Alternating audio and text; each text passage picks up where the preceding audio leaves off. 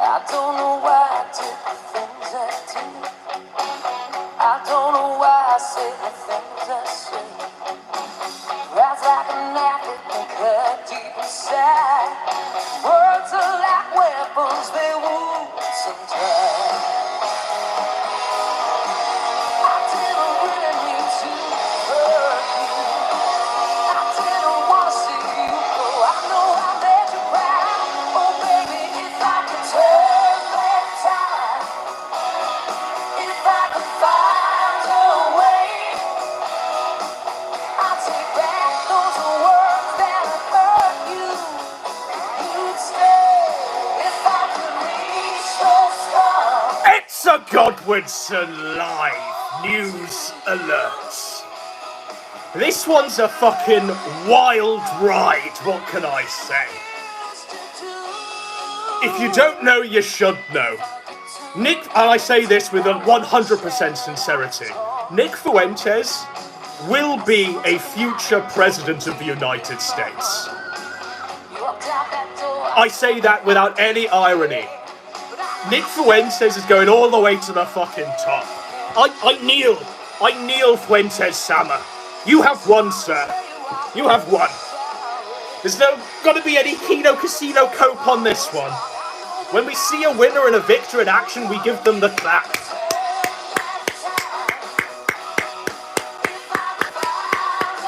Bravo, Nick Fuentes.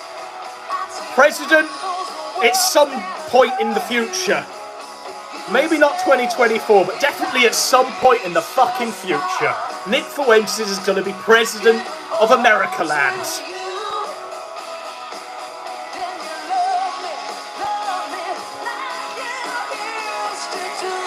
Why is he sounding so sincere and convinced of Nick Fuentes becoming a future American president? We'll cover that. We'll cover all of that. And then we're going to go into the exact reason why the Kino Casino didn't stream last night on what was arguably the biggest night in Nick Fuentes news ever. Literally ever. It's a bit beyond, you know, eating a French fry gay. Oh, look, he's looking at cum stains on a bed. This is way up there. This is top of the news agenda of all-time greatest Nick Fuentes crazy moments to cover on a Kino Casino show. Surely.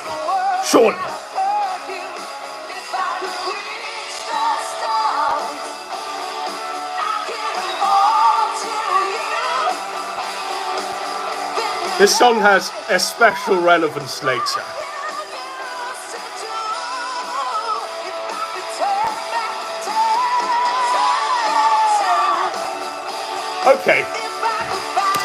Okay, so, few days ago now, but the news is still as fresh and as exciting as it's going to be, even delivered now. Nick Fuentes, leader of the American race, was spotted in an airport alongside Kanye West. Kanye West had been invited to Mar-a-Lago, Trump's estate. He was invited for dinner at Mar-a-Lago.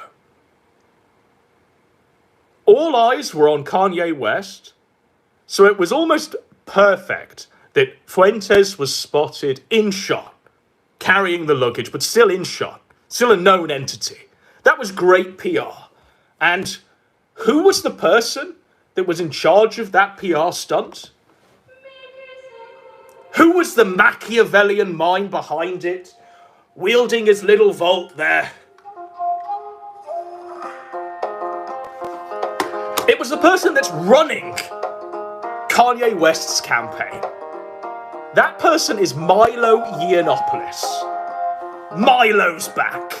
And bizarrely, more powerful than ever. Milo Yiannopoulos, the man who made Gamergate.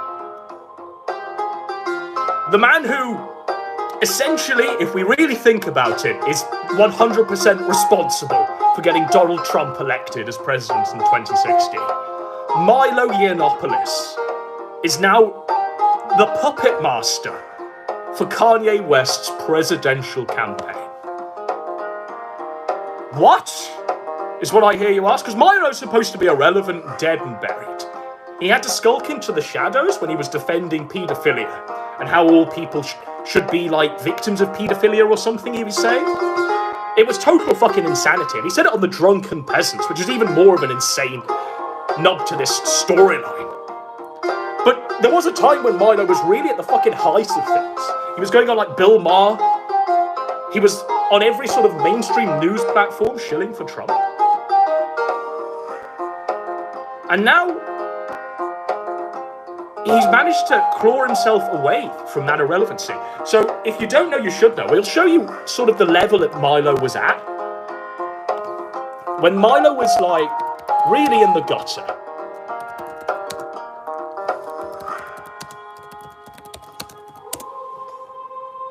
That's if it's still up.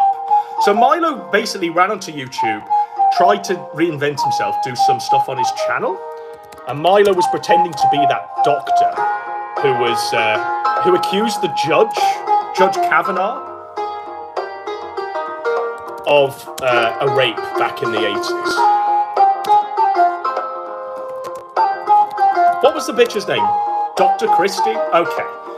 This is what we wanted to show you. This was the sort of what Milo was doing with his tie after he'd fallen so completely from relevancy.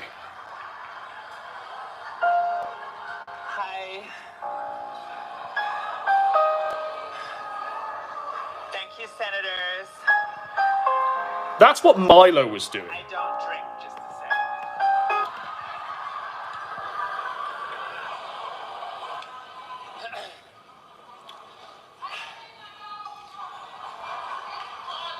I don't know who that is. This was a serious, apparently, political operator back in 2016, but he'd fallen from such relevance that he was doing shit like this, right? You might know me from lying to the Senate.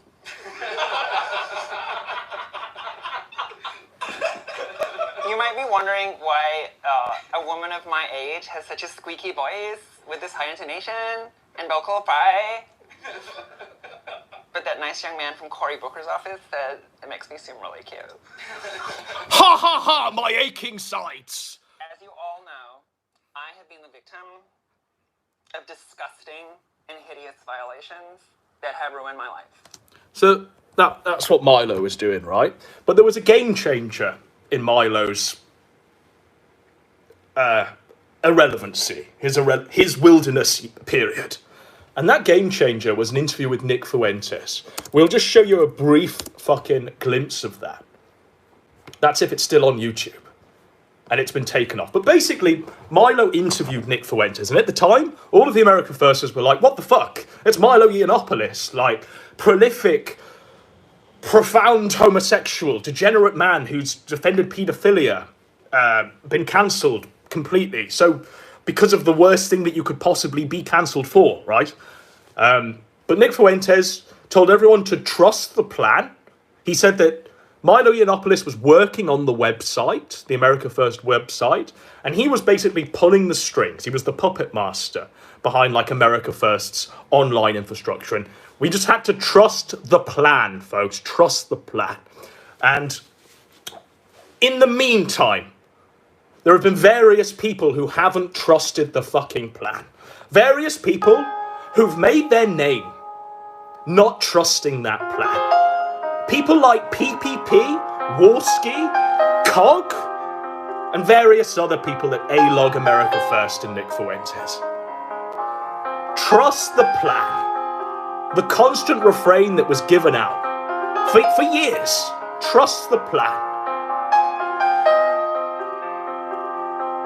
And here we are, in the space year 2022. And that plan has finally come to light. Now we can see exactly where the plan's going. And all of those A-logs, the Jaden McJudases of the world, have to cry into their pillow of a night time because they no longer have Wednesday's love. They're no longer going to be on Cozy TV with Kanye West and Vice President Donald Trump.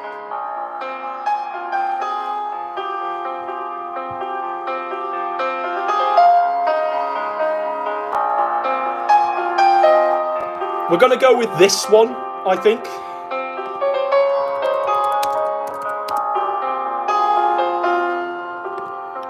This flashlight can burn through anything. This new military flashlight is basically a lightsaber that fits in your pocket. But be warned, this 600-pound flashlight is not a toy. It's so powerful that it can melt. This is an advert, by the way. It's trying to advertise a lightsaber to me. The flashlight projects an incredibly powerful beam of light reaching up to 3 kilometers. It was designed specifically for British Special Forces to view enemy positions from kilometers. Why would I need this? Close combat missions in enemy territory at night. The flashlight features state-of-the-art. Tonight we are getting a new window into former President... So I wanted to just show you what this is called. Trump hosted... we'll turn off the captions. For some reason, the captions have auto-loaded. Trump hosted Holocaust denier along with Kanye West at Mar-a-Lago. This is the CNN take. And it kind of covers the timeline of events and really gives the take. The CNN take is here.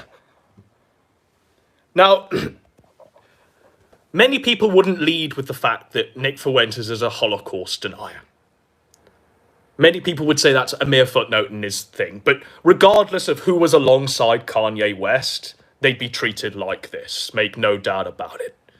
If it was Destiny, if it was Sargon, if it was Ethan Ralph, if it was Andy Warski, if it was Jim, if it was Nick Risotto, if it was any of them, they'd have this exact same headline, okay? So it's not necessarily Nick's fault. highly controversial figures, just days after he announced his 2024 run for the White House. Let's bring in CNN national political reporter Maeve Reston. Maeve, we have... Maeve's got the scoop. Maeve has the scoop. Trump hosting rapper Kanye West, or Ye, at Mar-a-Lago. See, I thought it was Ye, because you say Kanye West. Kanye West. Kanye West. But it's Ye or Ye. Ye. Down in Florida, as well as an outspoken Holocaust denier. I will have nothing said about Maeve. Maeve is not a slatternly woman. Maeve would pay for the Toby Carvery in a heartbeat. I'd be happy to spend £30.50 on a slap-up succulent Chinese meal for Maeve. About this dinner. So this started bubbling up, Alex, on social media when Ye was posting about his meeting with Donald Trump at Mar-a-Lago this week. He was spotted at an airport, walking through an airport with Nick Fuentes, who, as you noted, is a Holocaust denier. He has been condemned by, the Anti-Defamation League for anti-Semitic comments. You know who's also been condemned by the Anti-Defamation League? Andy Warski has been condemned by the Anti-Defamation League.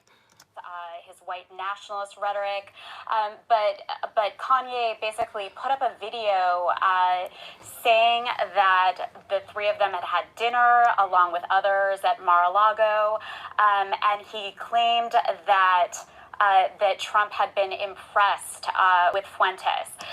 So, yeah, the timeline of events is Milo Yiannopoulos has arranged. It took us off the thing we were covering. But Milo Yiannopoulos arranged this dinner at Mar-a-Lago between Kanye West and Trump, and Fuentes came in on it, okay? I don't fucking know what the security is like around an ex-president. But if you don't know who you're sitting down and having dinner with as a fucking ex-president, then I don't know what to say. Then I genuinely don't know what to say. Because even British prime ministers have a security detail for life where they're constantly vetting all of the crazy psychos. Like, look at all of those people that harangue Tony Blair when he's eating his dinner in a restaurant. And they go, you did this, Iraq! Ah! You war criminal! So there's a reason why they have high security around them. And you don't just find yourself randomly dining with Nick Fuentes and Milo Yiannopoulos. We're going to see some copes there, where people like PPP and Andy Warski say, oh, Trump thought Nick was a loser. He didn't even know who he was. There's no way that Trump didn't know who he was eating dinner with. There's just no way.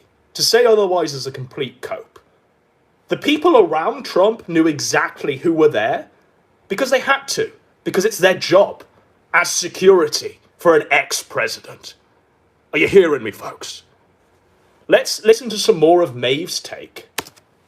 Pattern from the former president before when he is associated with controversial... Okay, yeah, so we've actually just gone past... So Trump, there's been a fucking lot of news headlines around this, because obviously Nick Fuentes is Nick Fuentes. It's sort of gone around the world, this one. It's gone around the world. The fact that Trump had dinner with Nick Fuentes.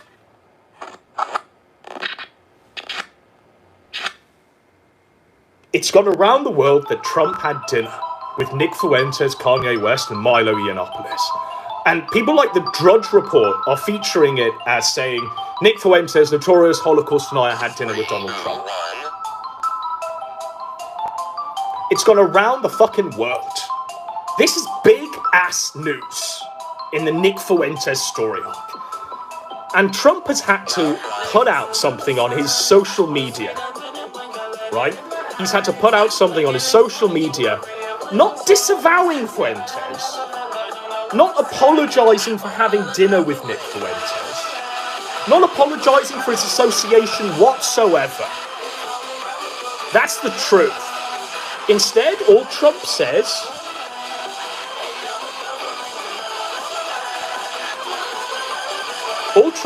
is, where am I looking?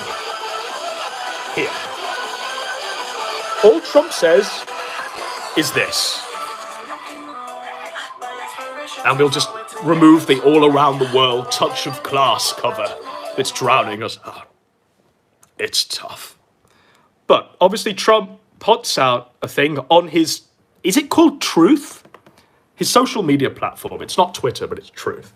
And Trump says, Ye, formerly known as Kanye West, was asking me for advice concerning some of his difficulties, in particular, what to do with his business.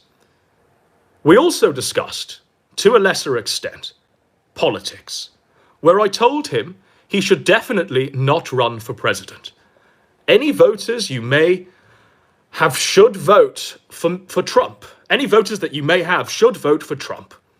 Anyway, we got along great. He expressed no anti-Semitism, and I appreciated all of the nice things he said about me on Tucker Carlson. Why wouldn't I agree to meet? Also, I didn't know Nick Fuentes. Okay? Okay? That is not Donald Trump saying, I apologize for having a dinner with Nick Fuentes. That is not Donald Trump saying, I hate Nick Fuentes. He can be cast out into the wilderness. That is not Trump saying any of those things. That is Trump saying he didn't know who Nick Fuentes was beforehand. But I guarantee you the people around him definitely knew, and I guarantee you that they definitely know each other now. Trump was impressed by Nick Fuentes. Nick Fuentes is going all the way to the fucking top. It's a crazy-ass timeline we're in, but that's the reality of events. So any cope that you're seeing, saying that, oh, Trump has disavowed, that's lunacy. That is absolute lunacy. There is no disavowal in Trump's statement there at all. And as you will see, it's not just me that's saying that. It's also Maeve from CNN who's saying that. Platform, and I'll just read you what he said. He said, this past week, Kanye West called me to have dinner at Mar-a-Lago. Shortly thereafter, he unexpectedly showed up with 3 of his friends whom I knew nothing about. We had dinner on Tuesday evening with many members present on the back patio. The dinner was quick and uneventful. They then left for the airport. And Trump, just a short time ago, also posted again on Truth Social, saying that essentially that there was no anti-Semitism expressed at this dinner, and adding that he didn't know Nick Fuentes. But of course, we have seen this pattern from the former president before. When he is associated with controversial figures, he tries to... Obviously, I mean, I don't know why I'm explaining this, but I suppose I have to state the obvious sometimes. CNN are obviously incredibly anti-Trump, so they will always look for a way to crucify him. So obviously they're using the Nick Fuentes angle as a way to say that Donald Trump is a Holocaust denier, and then therefore anyone who votes for Trump is also a Holocaust denier, Nazi, etc. That's the angle they're running with. But even they're not saying that Trump has disavowed Fuentes. It might not necessarily be the best victory for Donald Trump because it's bad PR. It's gone all around the world, la la la la la la. But it's great PR for Nick Fuentes. It's fucking amazing PR for Nick Fuentes. And it's straight out of the Milo playbook, as we'll get into. Himself from them. And of course, at the bottom of all of this, he's hosting Kanye West at Mar-a-Lago, his private club, someone who has recently been engulfed in controversy over his own anti-Semitic remarks. So it's pretty hard to imagine that the former president missed all of that, Alex. All right, Maeve, stay with us. I want to bring in two others to this discussion. CNN senior media reporter Oliver Darcy and our senior law enforcement analyst Andrew McCabe, the former FBI deputy director.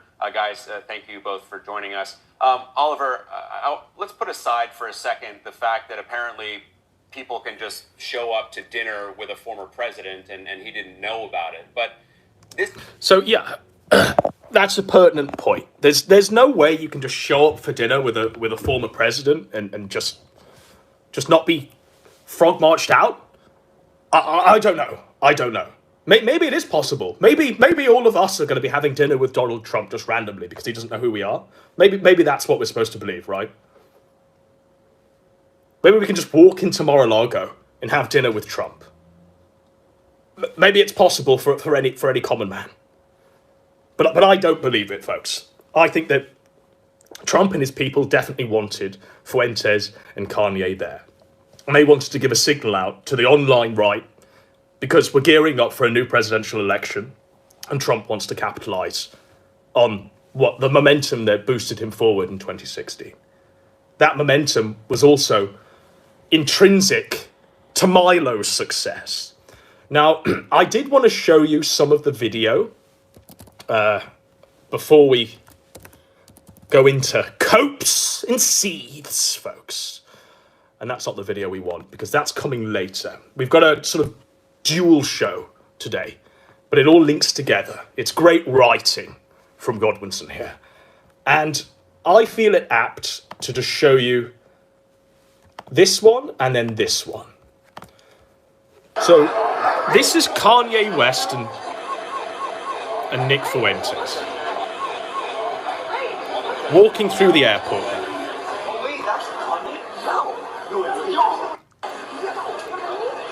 This is great publicity. This is great PR.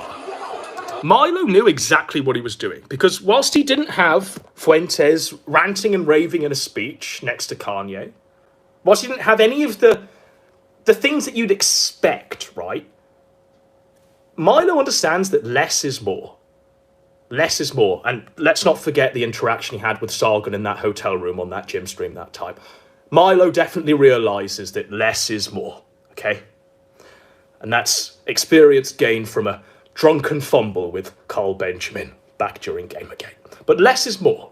And he realizes that just having a few frames of Nick Fuentes stood beside Kanye walking through the airport, that's going to paint a picture that tells 1,000 words. That's going to say, first of all, why is Kanye with Nick Fuentes? Second question you're going to ask is, where are they going?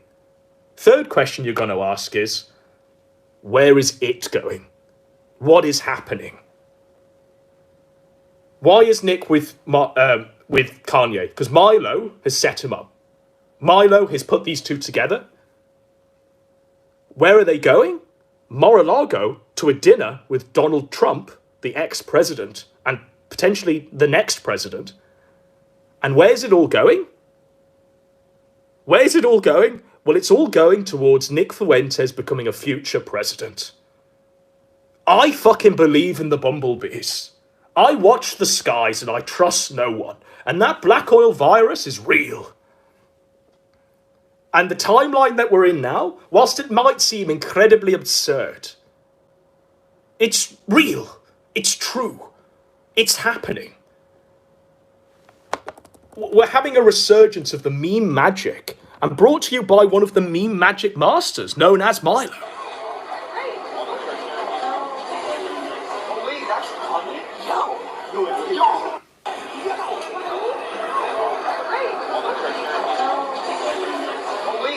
That is great publicity. So whilst people are asking those questions and going, what the fuck was that? What the fuck's going on? You then, after the dinner and after things have happened, you then explain what happened, but you do so with an economy. Just as in the Milo playbook. You do so with an economy. And this is, I mean, you have to admire Milo's ability to run a campaign and run noise and run interference and, I don't know, be a meme. Be a meme and propel people into that meme magic. And this is obviously a Milo original.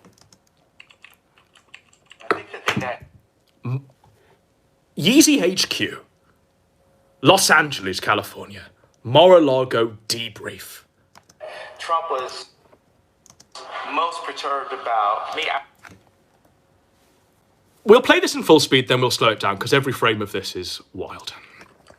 I think the thing that Trump was most perturbed about me asking him to be my vice president, I think that was like lower on the list of things that caught him off guard. It was the fact that I walked in with intelligence. So Trump is really impressed with Nick Fuentes. And Nick Fuentes, unlike so many of the lawyers and so many people that he was left with on his 2020 campaign, he's actually a loyalist. When he didn't know what the lawyers is, you'll still have your lawyer list.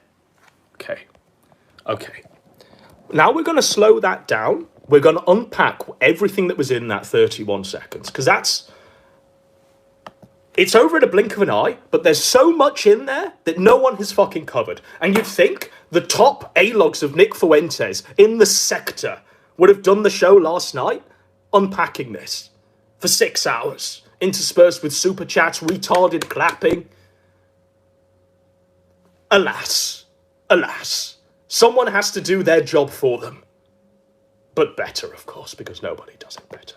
So, let's play this so incredibly slowly that we're able to unpack every single frame. Are you with me? Okay.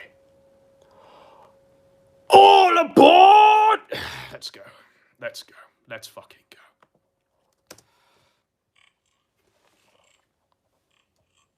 So do you see how these are being typed? Like it's an episode of The X-Files? This is almost in the exact same format as they do the locations for episodes of The X-Files. You're supposed to be thinking, this can't be real. You're supposed to be thinking, doodly-doo, doodly-doo. Milo's a master at making you doubt reality.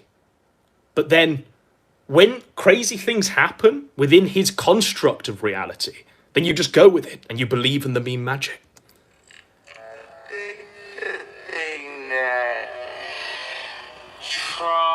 So do you see how this starts at the ceiling and we go down? Because we've gone from stargazing and wondering what the plan is to trust. We've gone from watching the skies, and now we're having it all revealed to us. This pan reveals it to us. And what's being revealed to us is Kanye West on his phone, right? Probably being filmed somewhat surreptitiously. And Milo Yiannopoulos on camera attempting to brief Kanye West, who's on his phone. Milo Yiannopoulos now looks like he's merged with Richard Spencer. In fact, it looks like Richard Spencer and Catboy Cammy have fucked and produced Milo Yiannopoulos. Me asking him to be my vice. The whole video is there as an attempt to paint Kanye as very, very close to Donald Trump. They have a connection. Kanye West, because of that connection, is an authority on Trump and Trump's mind. Are you with me?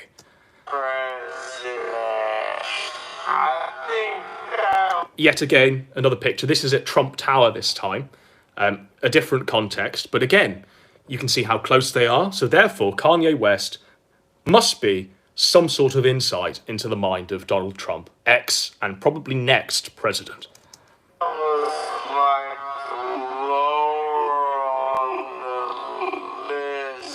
Milo Yiannopoulos.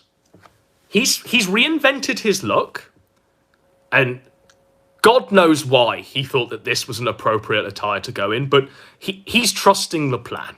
Perhaps the plan involves him doing a fusion dance with Catboy Cammy and Richard Spencer. A three-way. But that's Milo Yiannopoulos.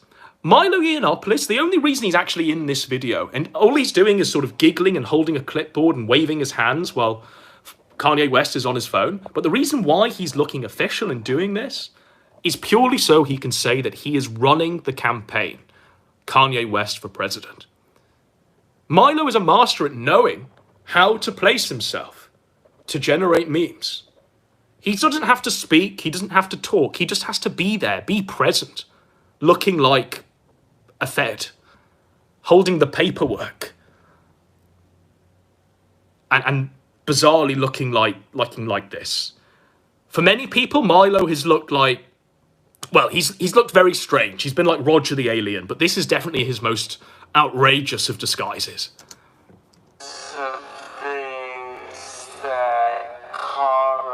Now, obviously, Kanye West doesn't look Milo in the eyes. I don't even think that Kanye West is aware he's being filmed. But you've got Milo indulging him, laughing, literally being a fawning sycophant in order to get Kanye West to say these things. You understand where we're going?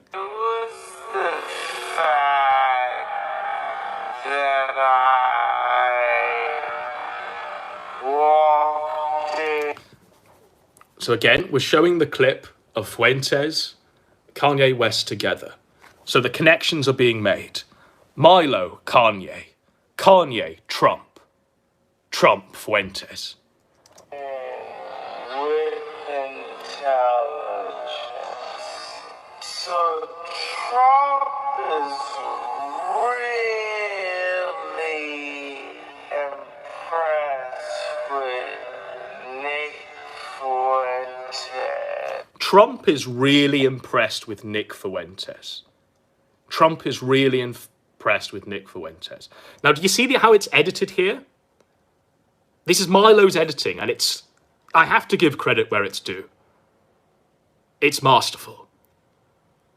When Kanye says Trump is really impressed with Nick Fuentes, that could be a statement that applies to anything. Maybe he liked, Fuentes' polite manners at the dinner table. Instead, to drive the point home without saying it, Milo has edited this image of Nick Fuentes with a megaphone and a rally to highlight, to infer, to heavily imply that Trump was impressed with what Fuentes was saying. And that's the mastery of Milo's edit here. It's to paint that Trump was impressed with Nick Fuentes' viewpoints and what he was saying. And Nick Fuentes,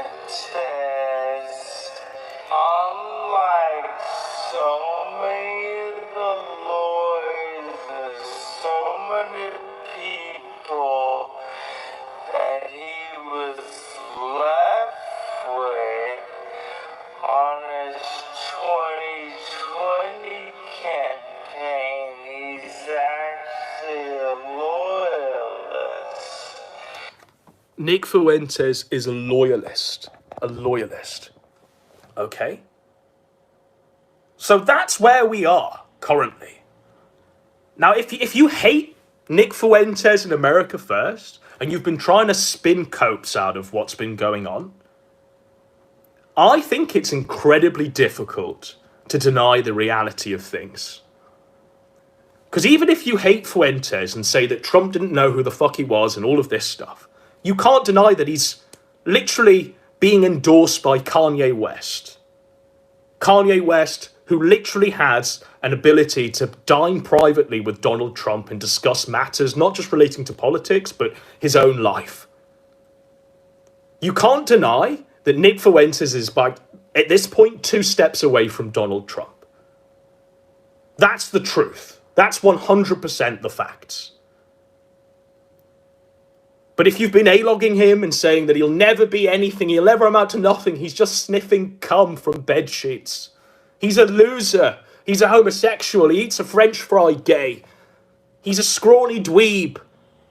If that's the angle you've been taking, and you've not really, truly, properly been aware of where Fuentes has been going over the past year, and you've just been attacking his superficiality, right?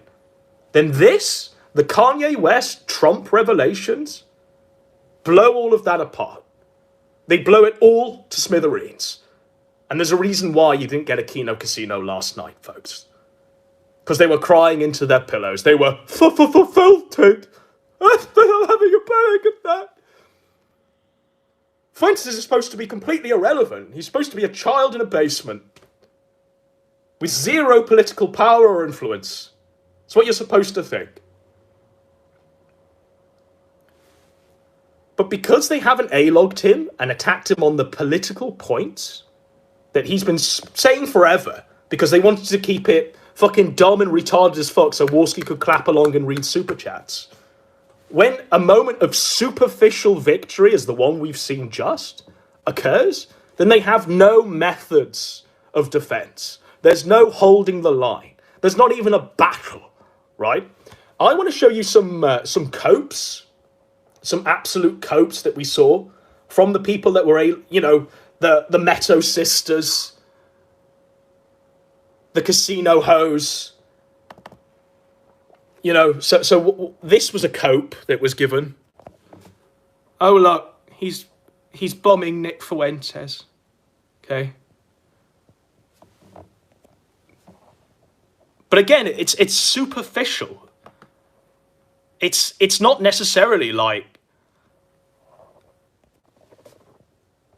yeah, Fuentes is with Ye, but he just met Trump, but did you know that Nick Fuentes is a Mexican catboy, Jew lover, Christ cuck, tranny porn, might be gay? Did you know, folks? Did you know? Sometimes you have to literally just take the hat off and tip it across enemy lines. Sometimes you have to recognize when there's a victory. Oh, but Kanye West is a false prophet. Look at him here. But beware of false prophets which come to you in sheep's clothing. Look, they've circled Masonic symbols and Kanye West is evil and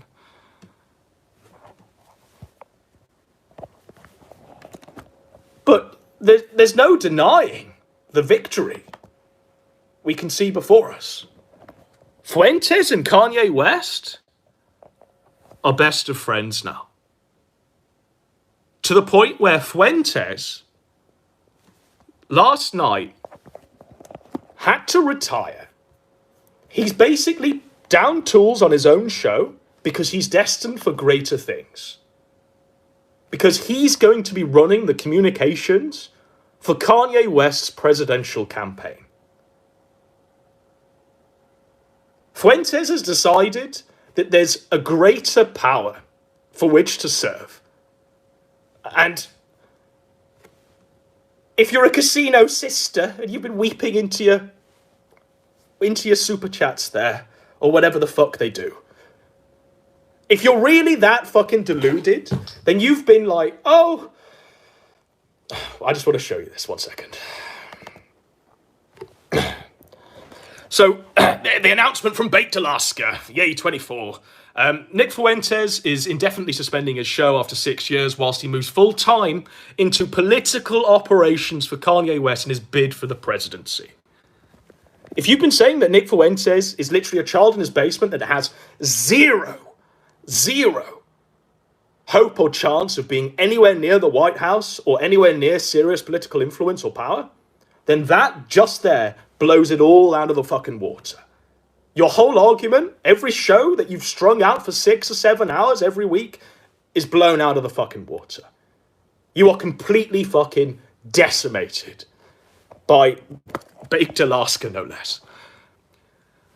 Nick says that the show is not over and not cancelled. You know, he's literally just taking a step back to run this fucking campaign alongside Milo Yiannopoulos. And I genuinely do think that they're going to get Kanye a few 100,000 votes.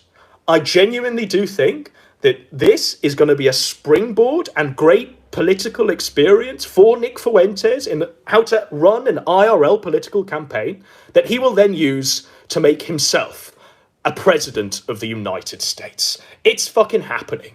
And I don't have any doubt in my mind that that's where this timeline is going to end up. I have zero doubt. And this is coming from someone that was A-logging Fuentes first. I was doing it first.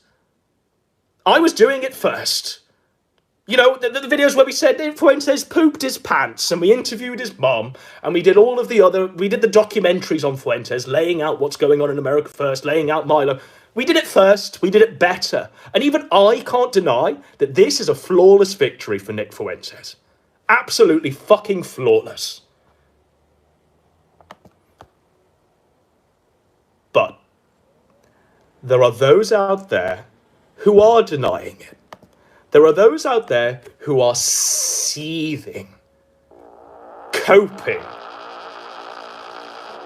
crying themselves into another bucket of KFC and swilling down the gravy in an attempt to stop the tears. Who might we be referring to, ladies and gentlemen?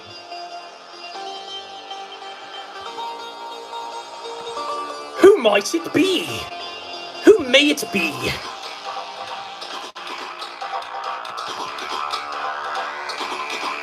It's the it's the Coper-in-Chief himself.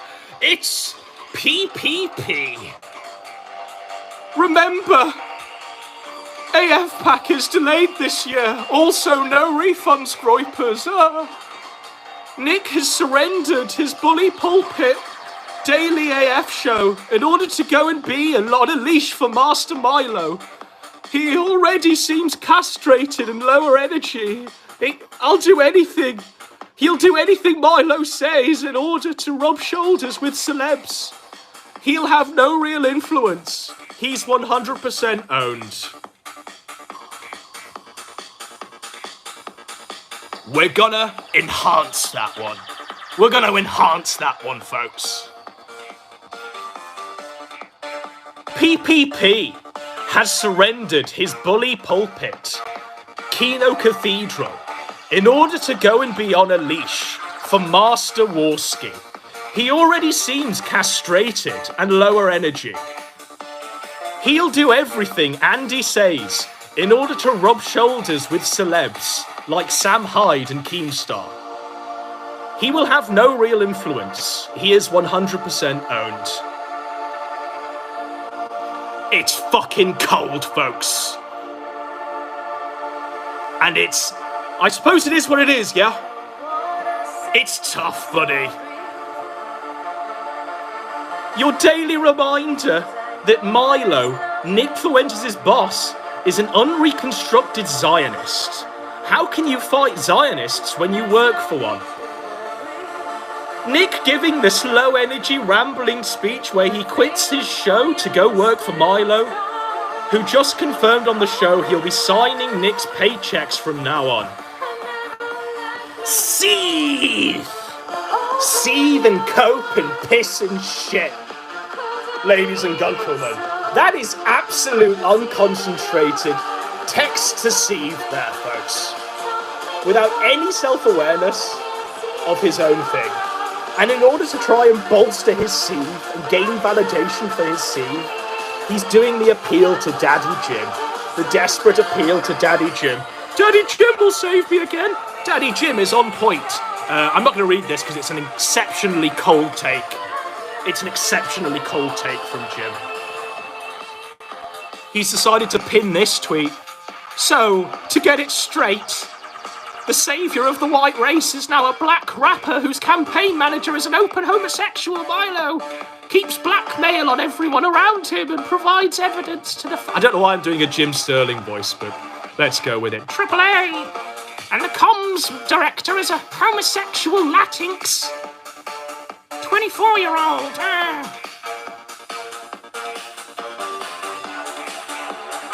Ralph weighs in, and Ralph really does fucking whip. Really does. There was a point where PPP could stand in a ring with Ralph, and 9 times out of 10 win out. There was that point at some point in time. Alas, because on something like this, where are we?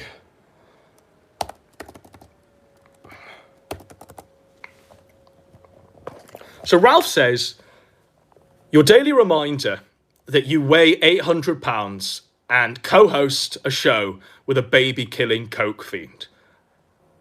Absolutely fucking bodied. Straight up bodied. Laminated. Completely fucked. And also, where's the lie? Where's the lie from Ethan Ralph? Seethe incoming, folks. Nice rebuttal, buddy. Keep worshipping your Zionist master Milo. Let's not forget, you're a morbidly obese alcoholic with a coke problem that eats shit on camera. Laugh my arse off.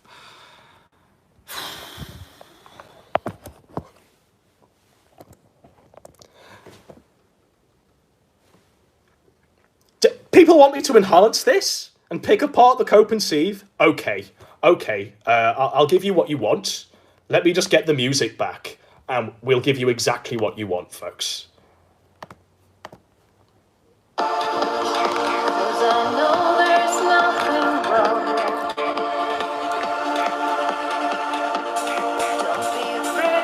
Nice rebuttal, buddy. Keep worshipping your Zionist master Milo. PPP's Zionist master is Keemstar and Shekels and YouTube. That's who's paying PPP's bills. Let's not forget, you're a morbidly obese alcoholic. Look in the mirror, my friend. With a coke problem. Now, whilst PPP might not have a coke problem, he's also got problems with various other substances that are destroying him. He's got a problem with food. He's got a problem with weed. He's got a problem with gambling. And he's got a problem with just being a pussy-made, bitch-made bitch. That eats shit on camera. Well, I don't know what doing a show with Warski is daily. Or you're literally being humiliated by a stuttering retard. I don't know what that's called if it's not called eating shit live on air. But there was a point where the real PPP, the PPP that didn't shiver to death and die in that cabin, would have torn Ethan Ralph a new one. Alas, he's whimpering on Twitter like a bitch. Like a bitch. Don't take my word for it. There's a comfy neat here called Tensi who says, that's a whole other layer of cope.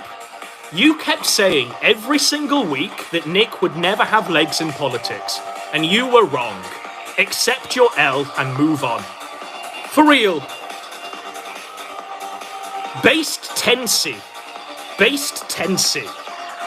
PPP. This is shades of Sargon and UKIP, bud. Nick is over his head with the sharks.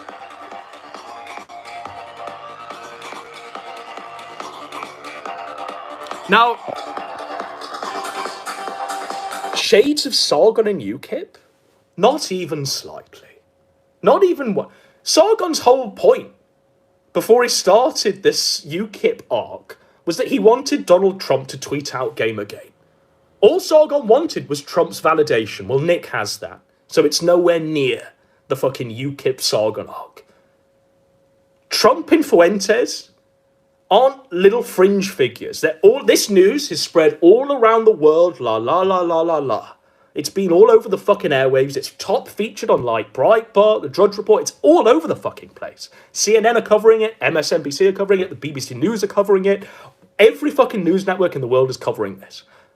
The only news network that was covering Sargon when he joined what was a dead political party known as UKIP way after the referendum had occurred, that their whole raison d'etre was about bringing to light. The only news coverage that got was me and a few autists in gym. Was probably the biggest broadcaster that covered that shit. This ain't nowhere near Sargon in the Liberalists, and it's a massive cope to see you try and wheel out past victories to try and present yourself as an authority on this and not accept your L. Because let's not forget that this and all of this shit that he's been doing, all of this, right? It's a whole other layer of cope. You kept saying every single week that Nick would never have legs in politics, and you were wrong. Accept your L and move on. Okay? Accept your L and move on.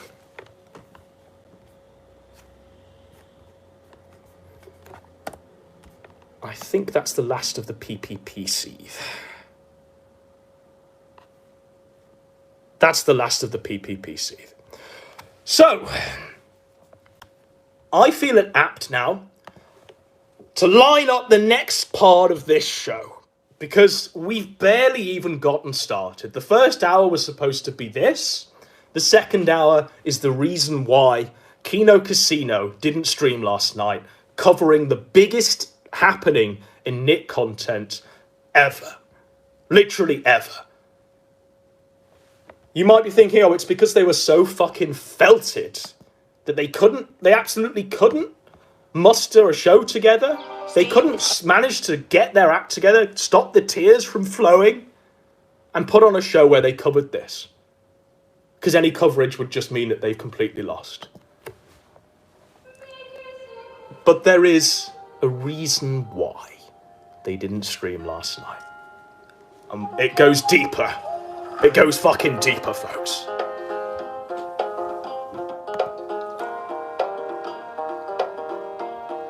I need to move this over here.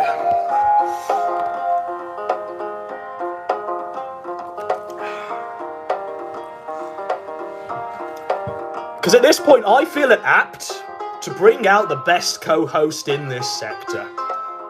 The man who really infuses the content with greatness, soul, and a potential that really shouldn't have been smothered into the fucking cradle.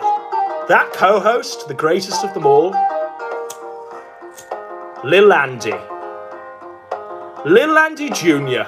murdered by his own father. Never forget that, folks. Murdered by his own father. Reason why? Why was Lil Andy killed, smothered in the fucking cradle?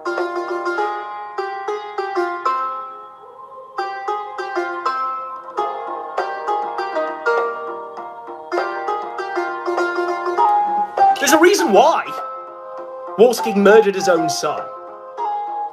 And I don't really know where to fucking go with this, apart from just showing you all of it in order, how I found it. And you're going to understand exactly why Andy Wolski murdered his child so he could fuck trannies. Or certainly become very best great friends with trannies and get them to donate to his show. That's the reason why Lil Andy Jr. died. Okay, so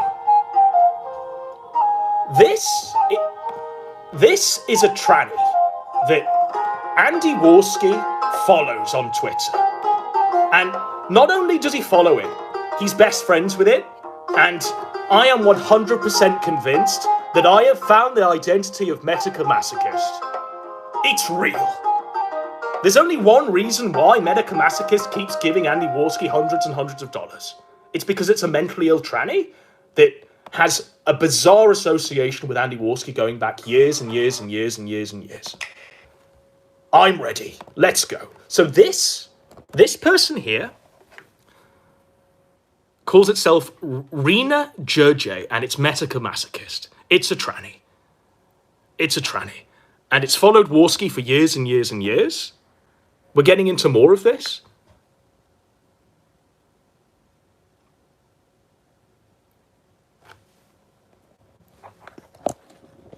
My almonds are activated. My almonds are definitely activated.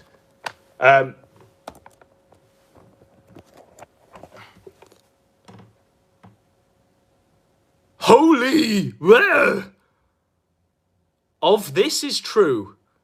My God. Let's go. There we go there. We see that. But we also see the tranny. No.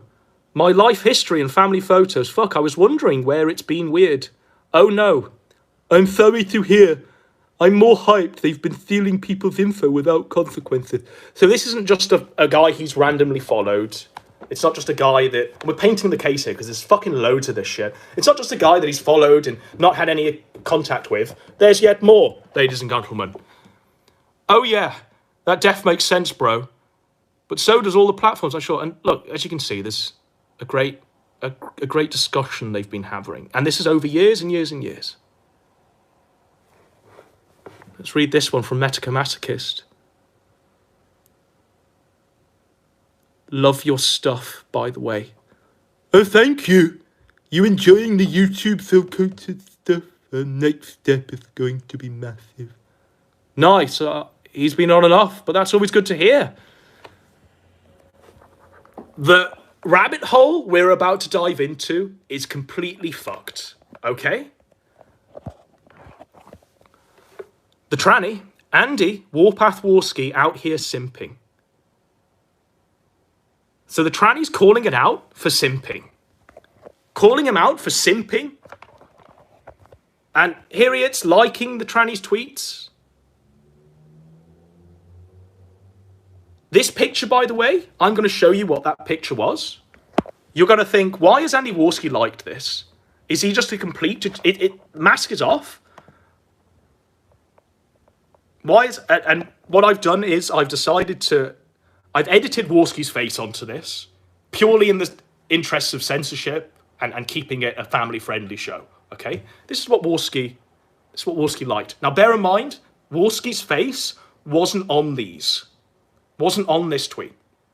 Warski's face is a Goldmanson original edit, purely because I just thought it was the best way to show you this, because it's so fucked up. But as you can see, the tranny, that's what Warski liked there.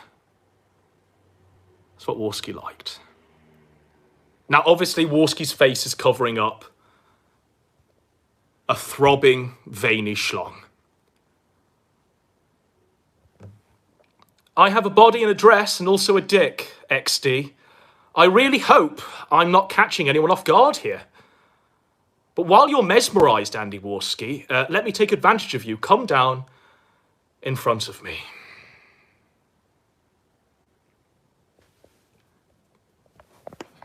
Metokur Masochist exposed, ladies and gentlemen. But there is yet more. There is yet a great fucking treasure trove of this shit. Because the tranny had an OnlyFans that Warski was paying towards. I used to run an OnlyFans, but I lost motivation for it. This is the reason why Andy Warski died, by the way. The child... Andy Jr., well, I had to be smothered into the cradle. I'm no longer poor as I used to be. No longer poor as it used to be. It's got a lot of expendable income now for which to donate to the Kino Casino and pretend to be Metokur Masochist. It's got a hospital job, which it's happy about. Hence why I wanted to suggest temp changes for whatever the fuck this is.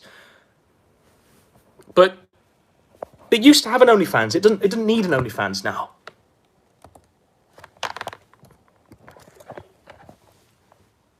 This association, we're going through the years here, 2019. Andy, you the hottest scruffy. Love heart. Did you see Andy in the airport videos? Absolute heartthrob. Warski follows this, by the way, and likes it and interacts with all of the tweets, okay? This one, early 2019 now, talking about when he was feuding with Ian Miles Chong. The tranny's like, Metokur Masochist says, oh God, Andy, I'm so sorry. You look like you're fighting tears. Stay strong, hope things go all right. We all love you, buddy. We all love you, buddy. By we? Is it the tranny community or something? I mean, it fucking continues, folks. This is a wild ride. We're not going to into the videos just yet. Andy Warski, unblock moderator Marcy. I don't interact too much with this circle anymore since like 2012. Oh, aside, when he had Qbot block a bunch of people by accident and unblocked me after a bit. I really haven't been in this whole circle for years, since the Tonka fight. I find it super painful. Implosion of Ralph, super depressing. But the narrative that we can see there is that Andy unblocked it and then refollowed it.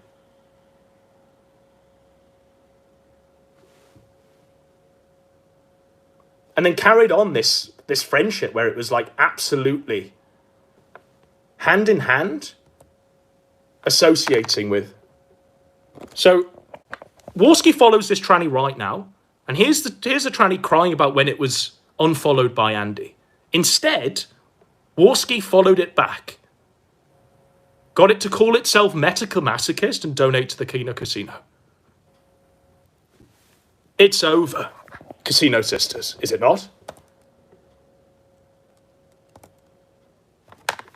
Now, you might say, oh, Warski's retarded. He didn't know it was trans. He didn't know it was a tranny. We've got a lot of stuff on this tranny, by the way. I'm trans, but don't get this joke. So this is as of 2020. Warski goes, it's a women stay in the kitchen joke. Wait a minute. Hey, Andy. Haven't been in that corner of the internet for a while, lol. How have you been? Amazing. My new show is killing it with over 1,000 watching nightly. Everything going well? How about you? Take note of the timestamp here. My new show is killing it with over 1K watching. It's the cycle of Warski. I mean, he's not talking about the Kino Casino here, by the way. He's literally talking about, like, I don't know, was this subcultured or some shit? He continues, this tweet's unavailable. But he continues, oh, it was subcultured. It's a dope comedy show every night. I've been really good. I'm on Ohio now, though, so that's different. But I work at a hospital preventing COVID, so that's cool as hell. You know? They clearly have been in contact, privately as well, where they seem to be updating each other on their personal lives. Warski says, I do not and never took medication. This is a man who gives zero shits. This is 2018, by the way. This goes back, Metokur Masochist, this tranny, and Warski, their association goes back years and fucking years. Andy, your actual trans fans who pay attention, understand, you're not giving any fucks, especially now. These people have defined you with paedophilia, attempted to steal revenue by ruining your show, ruining the contract, ruining your relationship. It's okay, Andy. You're going through really hard times right now. And I'm amazed you are still going and keeping things somewhat as positive as you can. But like not taking shit from anyone anymore, love heart. We know you got this, man.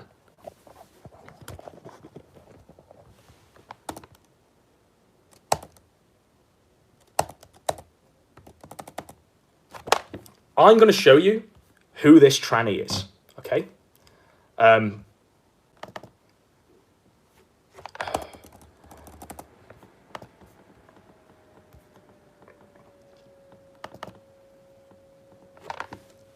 Okay, I'm just lining up some music because the image I'm seeing here is something that I know Andy Warski has whacked off to.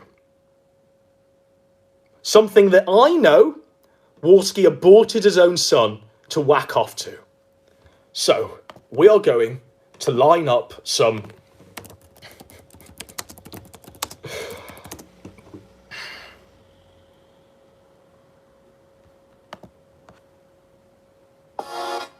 Once this advert finishes, and then we'll just sync you with the full reveal of Metokur Masochist, the tranny that's been giving the Kino Casino all of its wages from this hospital job that's been followed by Andy Warski and is still currently followed by Andy Warski. It's been having this friendship with Andy Warski where they swap over details of their personal life and Warski likes its degenerate posts and whacks off to images like this.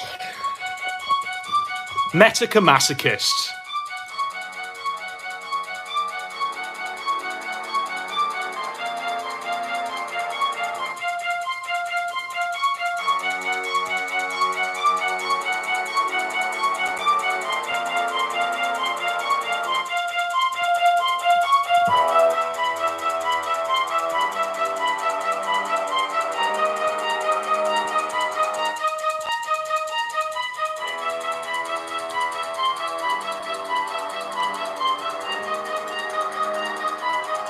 Do you want to see it wearing a Star Trek outfit, folks? Do you want to see it wearing a Star Trek uniform? Now, we've had to put Warski's face here because obviously it was a dangling cock and balls. Warski, the only reason I was able to find all of this shit, by the way, was that Warski was liking these tweets. And I was like, what the fuck's going on? They've not done a show tonight, and instead Warski's liking this shit?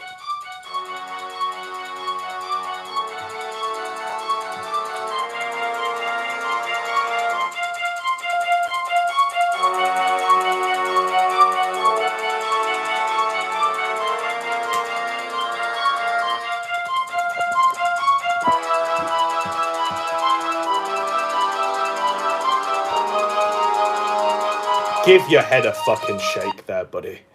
Give your head a fucking shake. But that's the identity of Metokur Masochist. Okay? And if you doubt that Warski's all about the fucking Trapno state, well, I've got a leak from way back when all of this was being paraded in front of us. It was hidden in plain sight. In fact, it was barely even hidden. Because you remember this one? To the people who think Sargon can sue because I applied for the trademark liberalist. You do know the term has been used since the 1800s. I'm just the first to apply for the trademark. The principles will all be applied to make the best Trapno state. You're welcome all. That's the great evil of Andy fucking Warski, isn't it? Murdered his own son so he could whack off to trannies. But don't just take my word for it, right?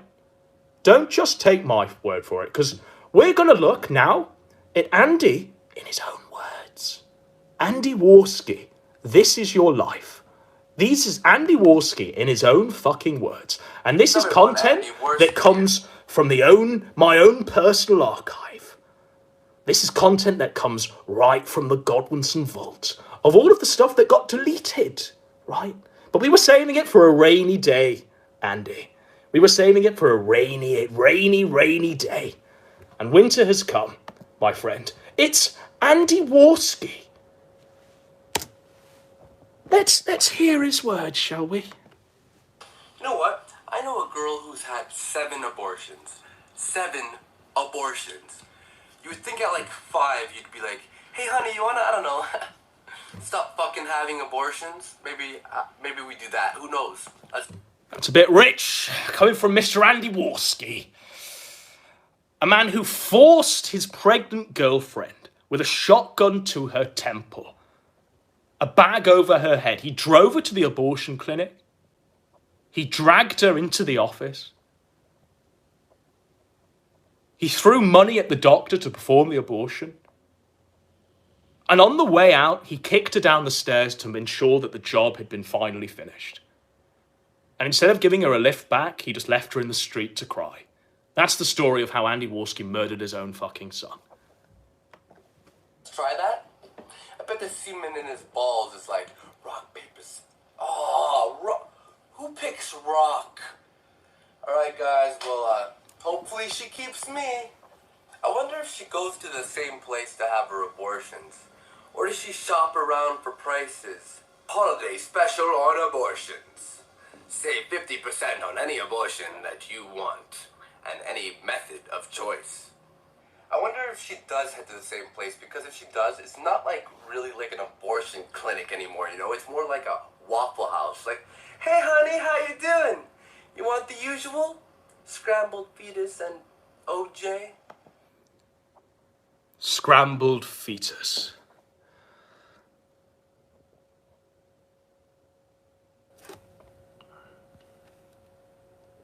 This, by the way, folks, is scorched earth on this piece of shit. There's going to be no half measures tonight. Because we've held back a lot of this shit. But tonight, I really am going to fucking burn it down. Fuck them all. That was disgusting. I apologize. And if she does go to the same place, I really hope they have one of those, like, stamp cards. You know, those stamp cards? It's like, the 10th abortion is free. Like, come on, honey, we need 2 more abortions. And we get the 10th one for free. Let's do it. We're inside his mind here, you see? You see? We're inside the mind of Andy Warski. The twisted mind, you might say, of Andy Warski. Look at him. Look at him there. It was all here for us, laid out, hiding in plain sight. The trannies, the abortions. It was all waiting for us to unpack. Let's do it. We need the 10th stamp card. I wonder how the stamp card would look. It'd be like, every stamp is like, you know, a fetus, and then they have to punch a hole in it. It's like aborting a stamp card. I wonder how the inside of a uterus looks like, you know? I bet you there's like carvings on the wall, like watch out for the man in the white coat, and like blueprints and escape plans and like ticks on how many days they've been in there. That must be a pretty creepy uterus. How did I fail? How did I fail? It's like a horror movie. The uterus, where fetuses come to die. I hope in the future, like, a fetus ends up escaping before she has the abortion, right?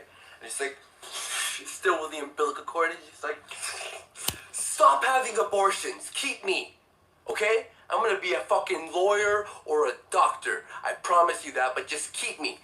Stop abortioning. Stop abortioning. Is abortioning even a verb?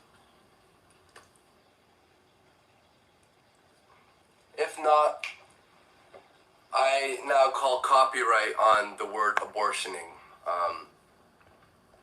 Yo, we're gonna have a fun-filled weekend, man. We're gonna be drinking beers, abortioning, and longboarding, and we're gonna like skydive. Whoa, what was the second one? Abortioning. All the cool kids are doing it. And I would like to apologize for not posting a video. I'm sorry for, you know, I got like 3 hate emails like, you are now arrogant. You are officially arrogant in my books.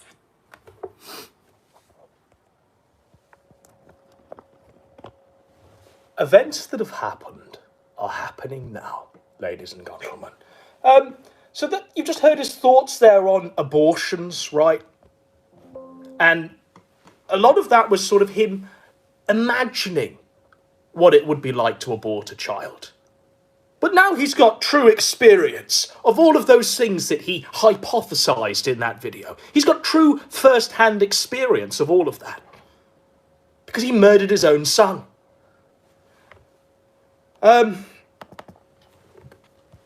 He literally, like... We fast forward, by the way, to the current year. Where he's aged like milk because of all of the coke and trannies and whacking off to anything. And we see the current incarnation of the eldritch entity known as Anal Vape. It passed through vessels known as Geek Thulu and Kyla and even JF. And now it passes through a vessel known as PPP. Watching him cry constantly and go, Abartsky and Aston. His nickname for you is Aston. okay, grade 3 fucking diss. It's very creative. Very creative. Wolski, okay, so the insult is ass ton. As in, ass weighs a ton. That is quite creative, I can't lie. Fucking talking about like my fucking abortion or whatever. At least I had the decency as a fucking drug addict with my girl. As a drug addict. Friend, for me and her to agree and go, we would be horrible parents. Let's end this fucking baby's life. Fuck it. Is that really how you make a decision to murder another person, especially an unborn baby? Let's play that again. This is how they came to that fucking conclusion. Agree and go, we would be horrible parents. Let's end this fucking baby's life. Fuck it. Let's end this fucking baby's life. Fuck it. That's fucked. That's fucked, bro. And you know what's also fucked? My good friend, PPP, with a big smile on his face as he hears that. Big beaming grin on his face, like the caterpillar from Bug's Life.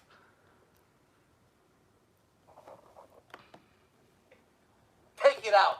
I don't even care about abortion. Take it out. Take out my own son. I think that the people who abort babies are probably the people that you want to abort babies. Because it's less people who don't go on a green light. It's the people at the bank who, when the person's like, yeah, next please, they're on their phone and they're not moving and it creates longer lines. It's the people who hold you up at the ATM. It's the people who sell crack to your child are the people who are being aborted. You should be... Look at this. The face of a fucking murderer, ladies and gentlemen. There's literal rage here as he reenacts the kill.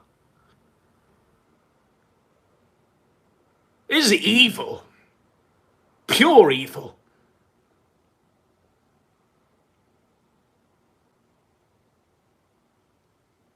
But you know who's having a real good time?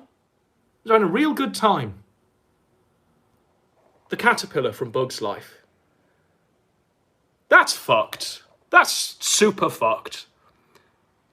Now, obviously, Wolski Jr. wasn't consigned to a life of selling meth. That child had a lot of potential, and had the child have been born, and they genuinely did think that they were going to be terrible parents, then, I don't know, offer it for adoption to a loving family. There are plenty of people out there who can't have children that I'm sure would have raised little Andy Jr. right. Happy that people are being aborted. What you think it's like an amazing... Did you hear that? You think it's like an Did you hear what he just said? Parental unit who's like With aborted. You should be happy that people are being aborted. What you think? You should be happy that people are being aborted. It's like an amazing family parental unit who's like, let's abort our baby. No, they want to have the baby. The people who have abortions are the people who are like, oh, fuck this baby, smoking crack. I wasn't ready. It was both of our decisions. But at least we had the decency, unlike Ralph, who brought a baby into the world. So, do you see how they justify their own life choices?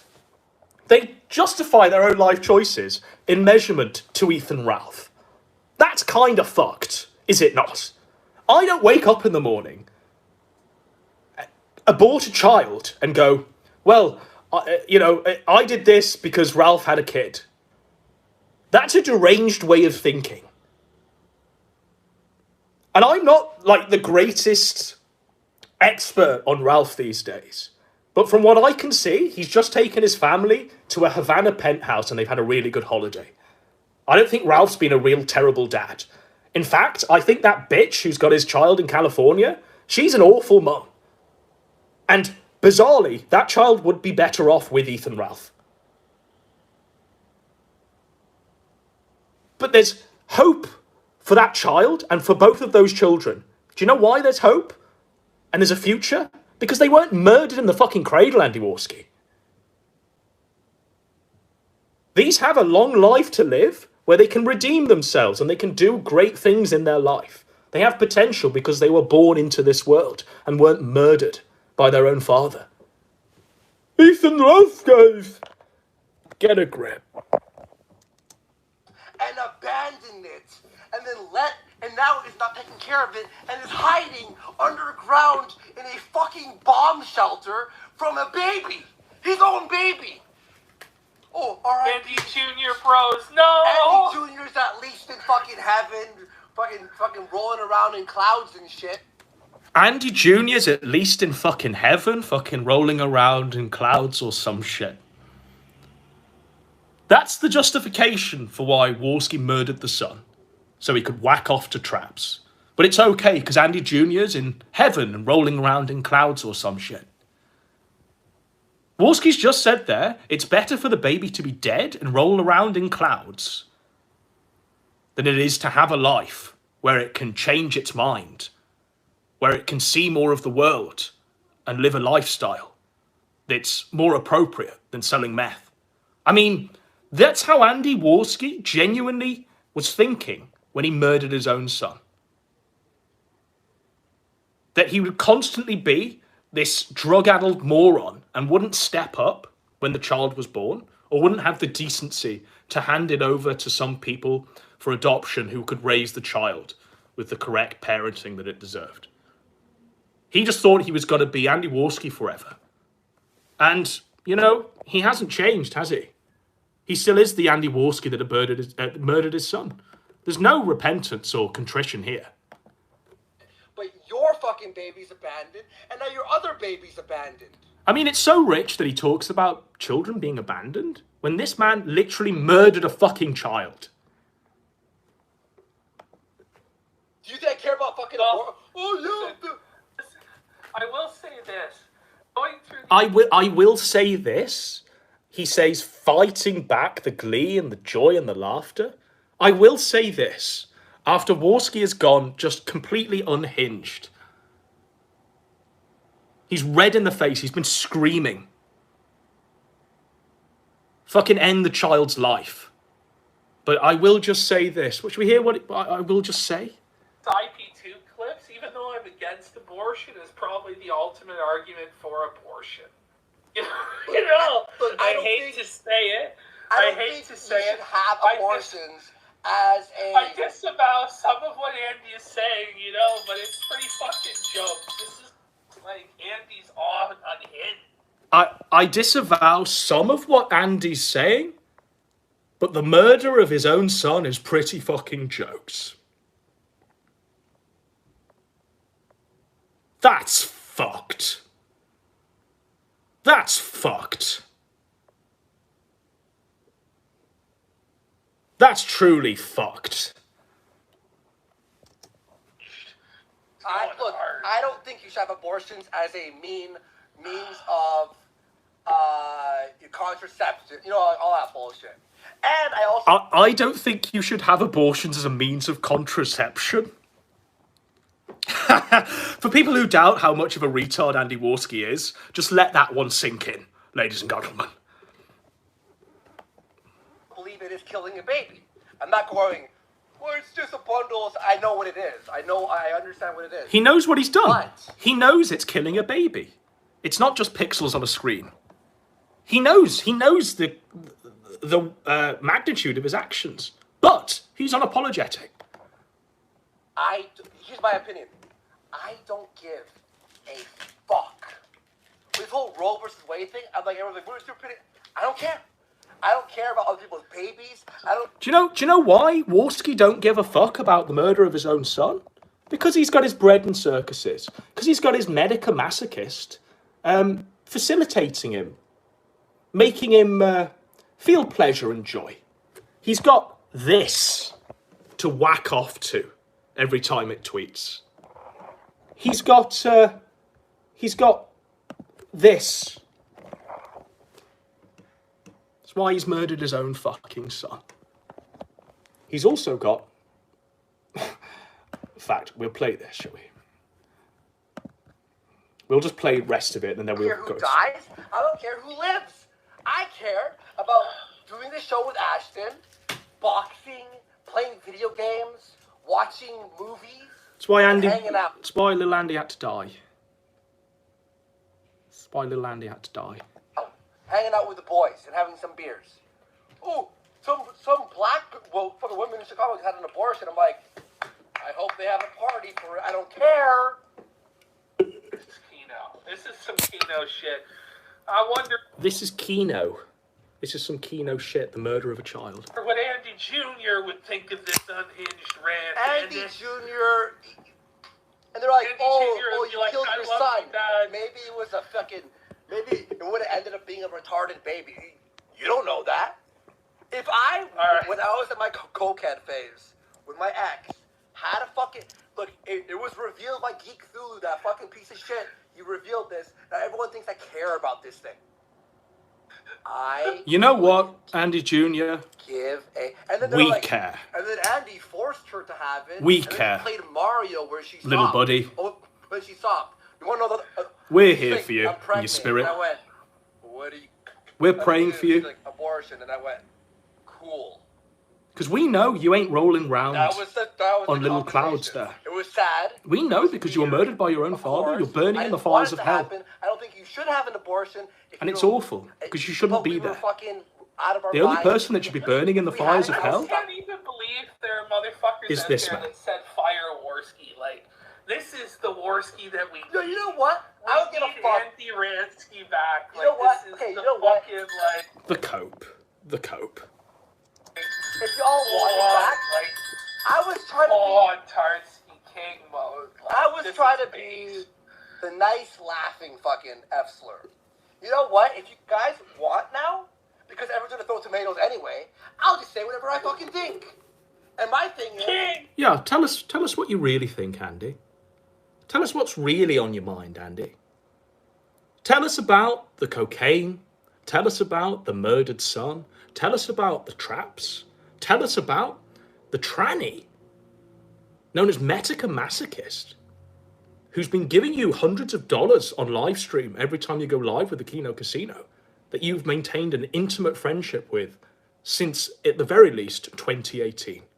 Yeah, tell us all about it. This is based. What a cope. if you cry about some people's abortions, that's a waste of your fucking time. You know what? How about this? People who cry about abortions, have a kid!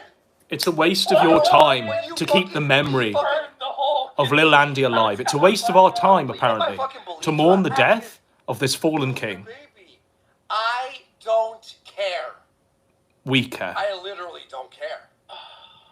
I'm not even pro-choice. I'm pro, I couldn't give a fuck.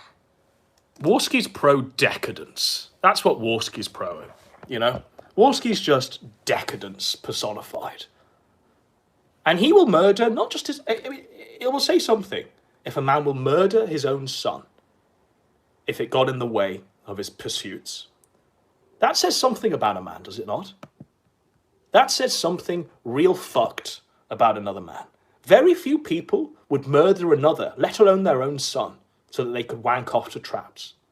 Andy Warski, a man who don't give a fuck about what goes on. That's kind of... But we've got more. Hey, what's up, everyone? We've got more from Gobinson's Warski archive. Are we ready for this one? Are we ready? I'm ready. Let's fucking go. Andy Warski here. How you all doing? Hope you all doing fantastic.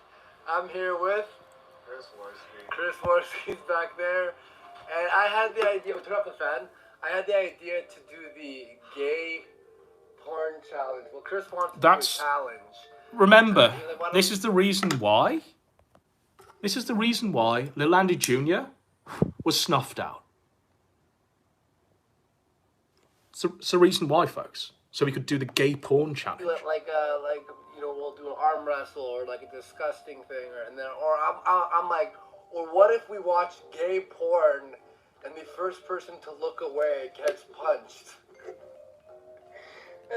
This is insane. Doesn't want to be part of it.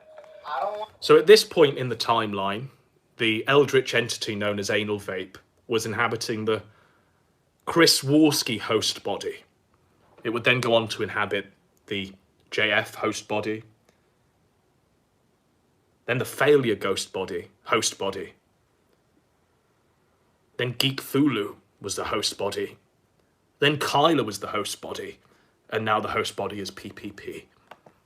Want to watch gay? I don't have anything against gay people or anything. I know you don't have anything against gay people. He's afraid that if we post this, we're going to look homophobic because we didn't want to watch fucking gay porn. It's not homophobic if you don't want to watch fucking gay porn, but it's a challenge. Gay porn. It's like the Doctor Who theme tune, isn't it? Of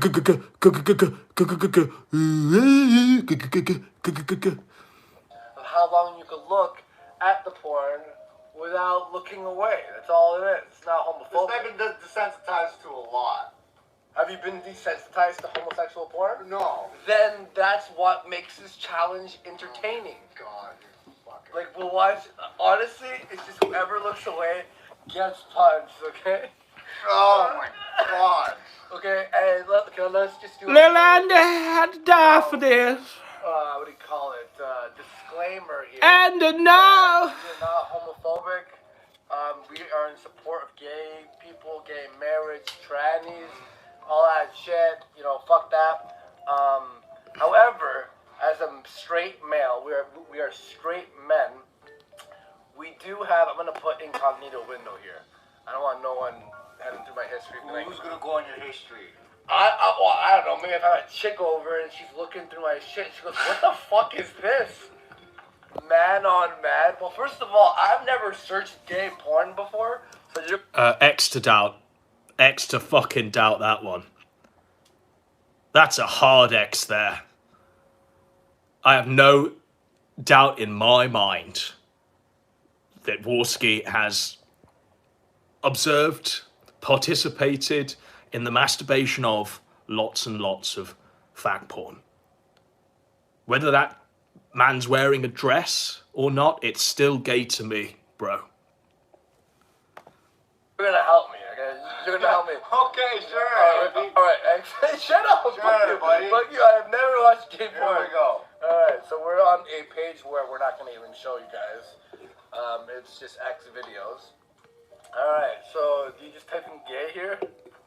Or you can click on the Oh, I icon. can't even just a thumbnail. Oh, this is just disaster. Lil Andy died for this. So in support of gay rights and everything. Lil Andy had to be smothered in the cradle so his dad could do this. In support of gay rights. I guess we're just gonna promote this and. Okay, which one do we click? You want to do this challenge. I don't want to. We need to, Chris. This is for gay rights, gay support. We're doing this for gay people everywhere. Alright. Okay. Now, you've got a man's face here, right, who's feigning disgust, feigning the fact that he's already searched this many times before. That's why he's gone on to incognito mode, so his host can't see the history and the previously watched content that he's been partaking in with the pleasure of Madame Palm and her 4 fingers there. But this is supposed to be the face of disgust. You want to see the real face of disgust? The co-host. That's a man who's genuinely disgusted by what he's seeing. This is a man who murdered his own son so he could whack off to the content that he's seeing. Just gonna click. Oh, there's just. Alright, I'm clicking this. Okay, wait, hang on. Okay, Before we so- start, wait. Before we start, just pause the video. It's not making my day. Hopefully when we click, okay, so when I say 3, 2. Anticipation, excitement. Bro, you murdered your own child for this. Get some perspective.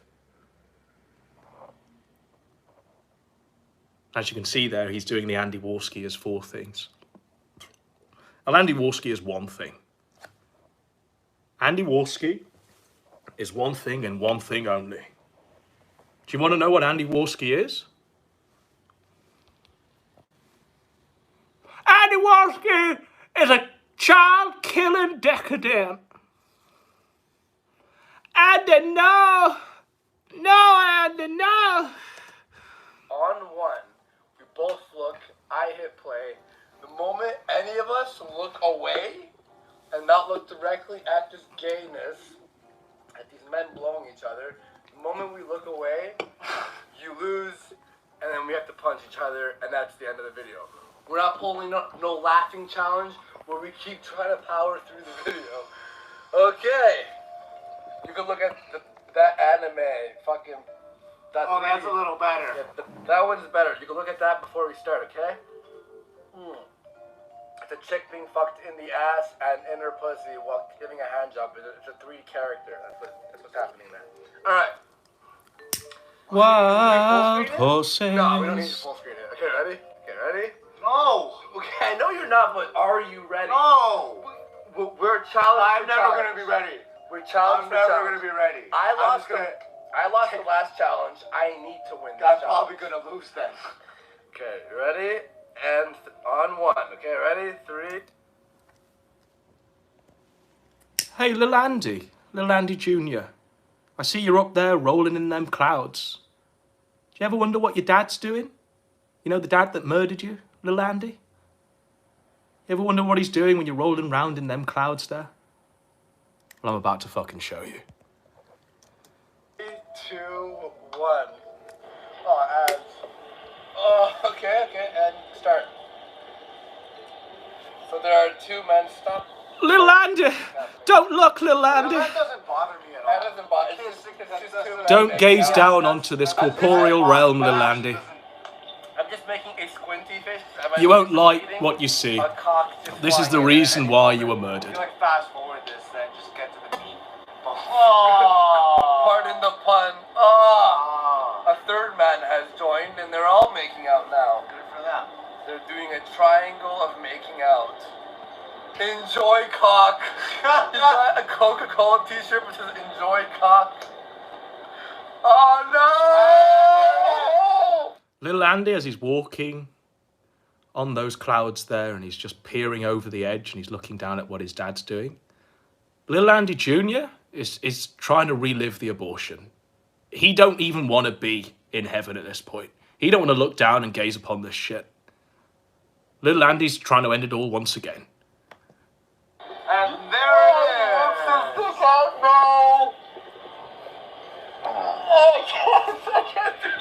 Hide his eyes, St. Peter. Cover Andy Jr.'s eyes, St. Peter. Please, God. Doing this, Chris. You want I regret every second of this. Good for them. I regret every second of this, he says with a beaming smile on his face. And his co-host is actually showing the level of disgust that is appropriate for what's going on here. The co-host knows that Warski murdered his own son for this. That's fucking tough. But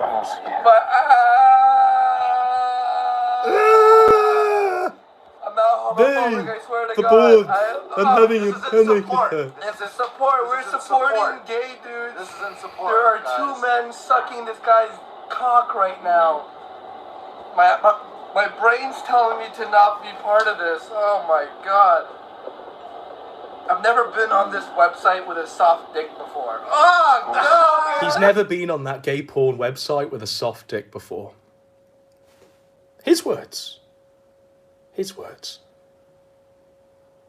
Cover his eyes and his ears, St. Peter. That's fucked. That's truly fucked. Never forget what that man did.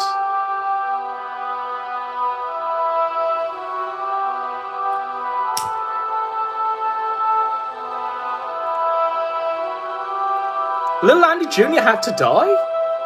so Metokur Masochist could live. Let that one sink in. Andy Jr. had to die so Metokur Masochist might live. And live its best life. Live this life.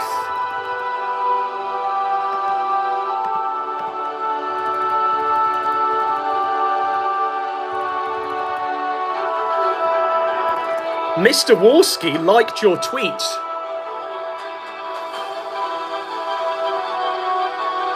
I photoshopped Andy's head over the cock and balls for the sake of family-friendly entertainment.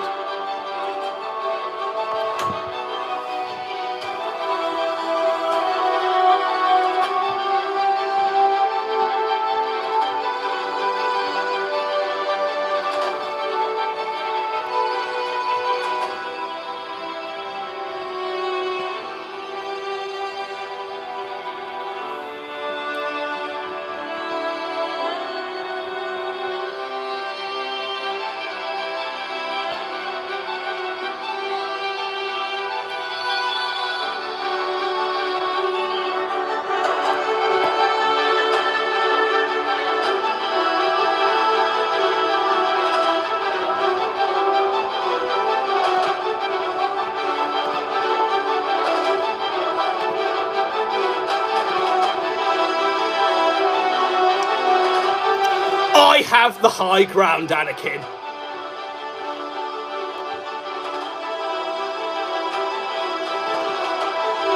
What's up, everyone? Remember me? Andy Warski? No.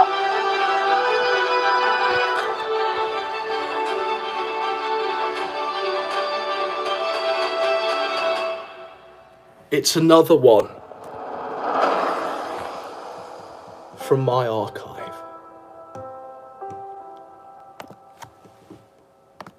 Tonight we're bringing down the dark side of the Force. We're doing what our apprentice simply had no ability to do. Our apprentice was turned to the fucking dark side and became the fucking vessel for anal vape, the eldritch entity. And I've had to come back from my retirement on Tatooine to finish the fucking job. I'm ready. Let's fucking go. Let's go, champ. Let's go, champ. Let's fucking go, champ. I know what you're gonna say. I know what you're gonna say. Where the fuck have you been? I know, I've been missing for a while. And I have the story to explain. I've been missing for a while. I've got a story to explain to you. I've been out aborting my own son. And why? So sit back, relax, and prepare for the most ultimate why I was missing story. And it all starts with one sentence. I killed my kid. It all starts with one sentence. I got addicted to masturbating. You can't control it, but... Now, little Andy Jr., if you're just gazing down and wondering what Dad's up to, this one's going to answer all your fucking questions and make you never want to look down again. Better that way. 'Cause he will say what he wants to say. One blink of the eye, and what do you know? You're at the Warski Show.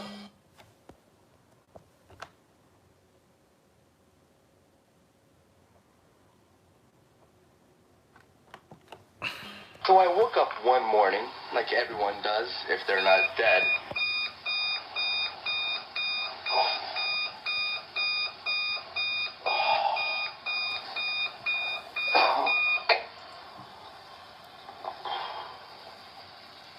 And like any other guy, I went to my computer to look at some porno.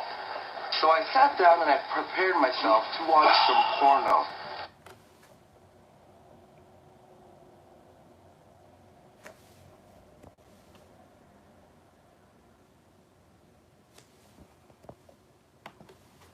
Yeah, I watch porn with my hat and my aviators. So what? So what? Fuck you. I can do what I want, okay? I'm Andy Warski. Anyway... Fuck you. Thank you. I do what I want in my dad's office that I've not moved out of after all these fucking years. His dad's office, his poor dad. He walks into his office in order to do some work, but he can't because it just stinks of cum and aborted children. Started to watch some porn and something terrible happened.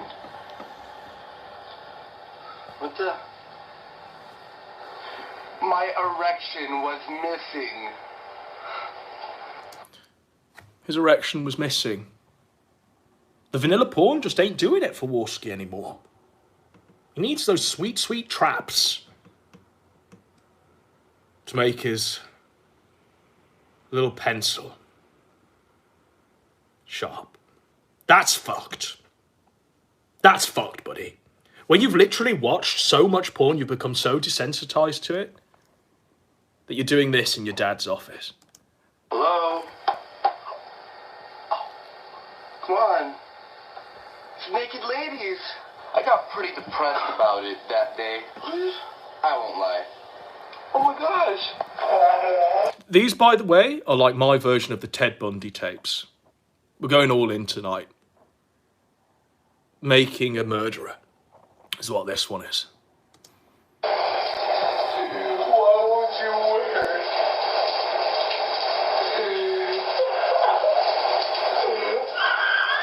Notice how there was no tears or crying in the bathtub over little Andy Jr.? No. There was only tears and crying in the bathtub when he couldn't whack off. I tried everything for the next few weeks. Even the Sears catalog failed me.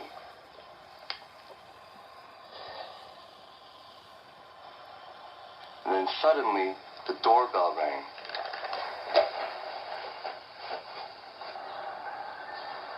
I went to the door and no one was there.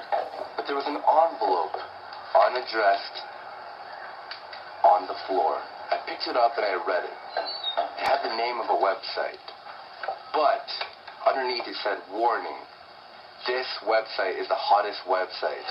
Use at your own risk. I laughed, and I decided since I was so desperate, I would try it.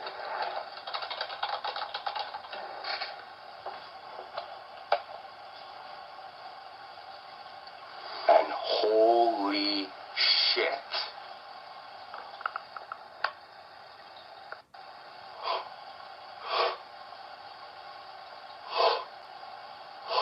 The amount that I masturbated the next 2 weeks was outrageous. Almost sad, really. This time-lapse that I'm showing you is just from the first day when I found the website. I ran out of film and I couldn't really show you anymore. I can't resist my hands touch. I masturbate way too much. Please tell me what to do. My hand has become something I just want to screw. Yeah, people don't seem to understand that my love is my hand. No longer do I love you. I just love when I use lube. When I use lube.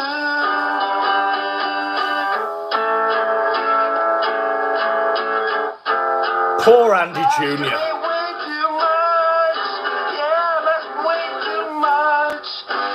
My heart goes out to you, little buddy. I hope wherever you are, you're away from this pain.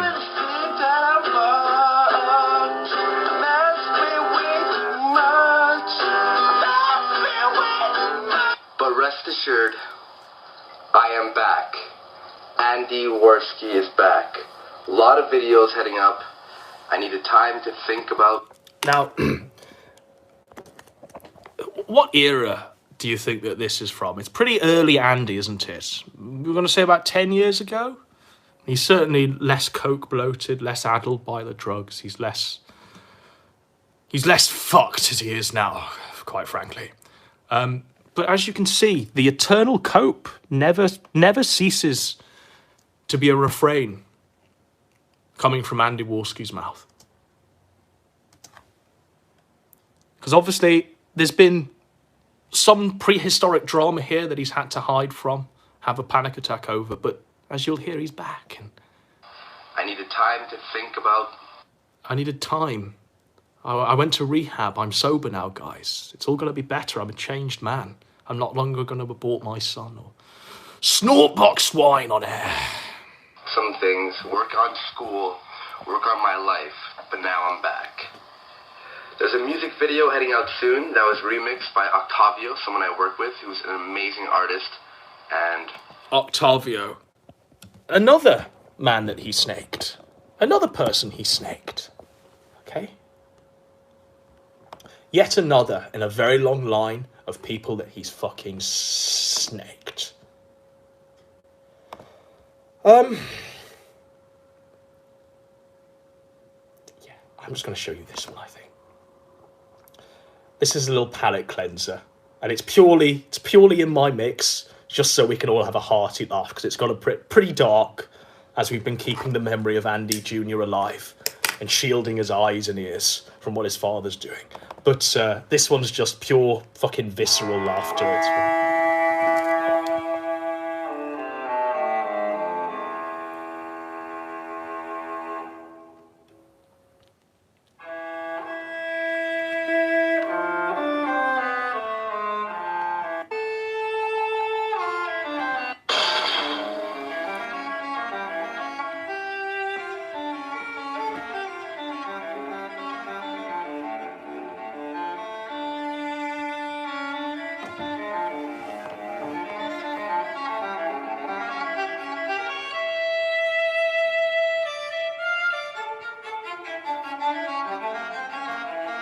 Remember, he murdered his own son to do this. Let that one never be forgotten.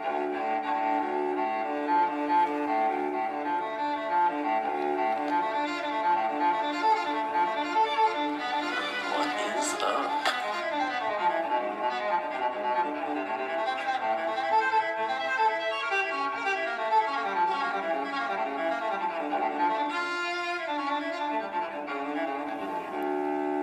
Now just let it sink in. Let it sink in. That he's wearing the diaper that Sinead bought for Andy Jr. before he was murdered. And he's wearing it. And mocking the abortion. That's fucked. That's some fucked shit, bros. This is like when a murderer wears his fucking trophies, okay? This is like when Norman Bates wears his mother's skin. This is sick.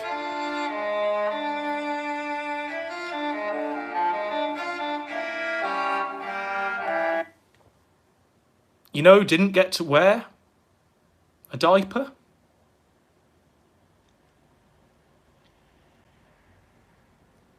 There's a pregnant pause here. Pregnant pause that's going to get aborted because little Andy Jr. didn't get to wear a diaper. Little Andy Jr. didn't get to wear a diaper, but his dad did. His dad did. Even when he was a grown-ass man.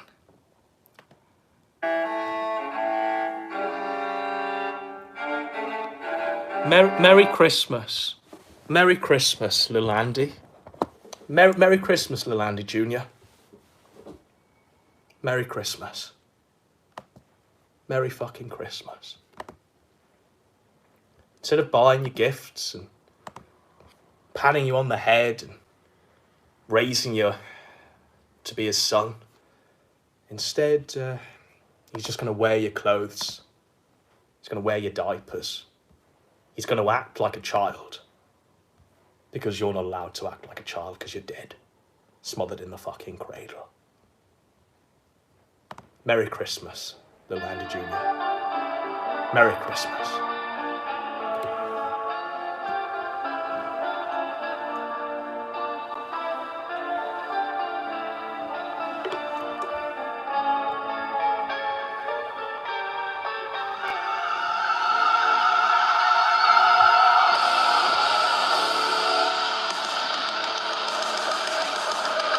Christ is king. America first is inevitable. Matt, no. Cut Cricator. Cut Cricator. Like a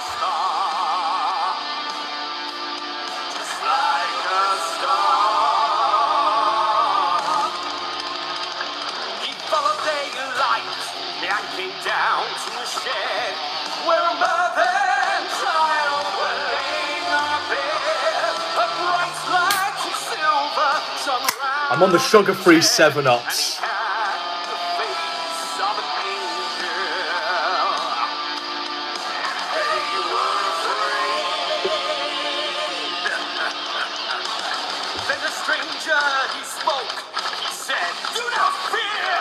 I come from a planet a long way from here. And I'll bring a message for mankind to hear. And suddenly the sweetest music filled the air. Andy Jr. is going to join us for the chorus.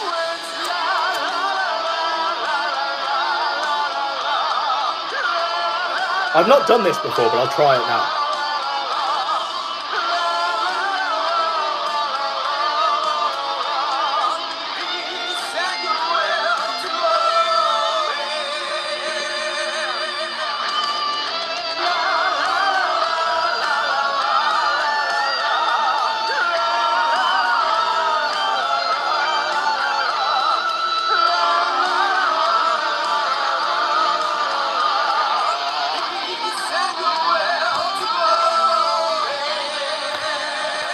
And love for a child.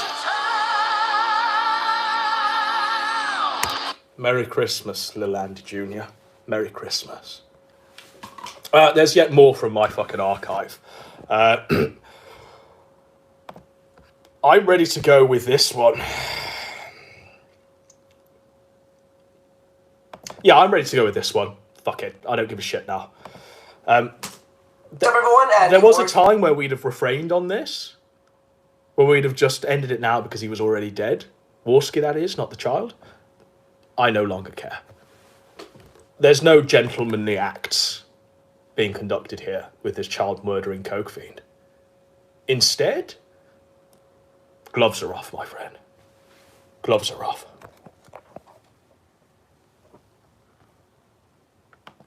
Here? How you all doing? You know what I love? Chicks. Love them. Everyone loves them. I like how on all their Facebook profiles, it's every fucking picture they ever had, so you can check them out online. You're like, oh yeah, it's hot, right? But the more you click, the younger and younger they get. And at a certain point, you're like, should I be jerking off to this anymore? I know that sounds horribly, horribly creepy, but I'm a pretty creepy guy. I realized this the other day when I'm in the mall. I see all these hot fucking chicks everywhere. I'm just like, I say this out loud. I go, like I out loud at chicks. It's horrible. And I'm also a starer. I can't stop fucking staring at chicks. And it's not even like a sexy stare, like a I want to fuck you look, you know, like the fuck stare. No, I don't. I fuck the chick. I rape them. It's just really uncomfortable. They're like, what is this guy? Why is he doing this? This is horrible. Like, I feel all I'm just like, yeah. It's fucking, I don't know what, it's my brain, it's just messed up. I love chicks and I want eventually to marry someone in the future and have a family. But I'm fucking scared of fucking babies. Now, I'm not no, I'm not horrified of babies. I just think they're fucking mean, rude, and selfish. Like, my cousin had a baby, brings her baby over to my fucking house, and she was a small little baby, brunette, split hair, and I looked down at her. I'm like, hey, Emma, oh, you're so cute. And she's just like this. Like, oh, fuck you then. But I'm trying to be polite here, you fucking cunt. And you I know you're saying, oh, Andy, relax. It's a baby. It doesn't have cognitive thoughts. Well, how about this? Would you trust a man that shit his pants and didn't fucking care? It was just like, oh yeah, and you're like, what's the smell? It's just like, don't worry about it. They'll change it later. They'll change it. I would not trust that person. I don't care what age you are. I treat everyone equally. All right? Because fucking, it's bullshit. And also, everyone's always so impressed by, oh, she's so smart. Oh, look, she's looking in the mirror, and she knows it's her in the mirror. Hey, newsflash, whores look in the mirror and know it's themselves. No, don't think that your grown-up jizz is fucking Einstein. Your grown-up jizz is nothing. It's a fucking blob. It's rude. And we're sitting at the table, right? She throws her fucking sippy cup at my head. And everyone laughs. Ah, oh my God. And then someone says at the table, hey, Andy, Emma should be the comedian. If I was on stage and I throw a fucking Budweiser bottle at someone's head, I'd be fucking murdered.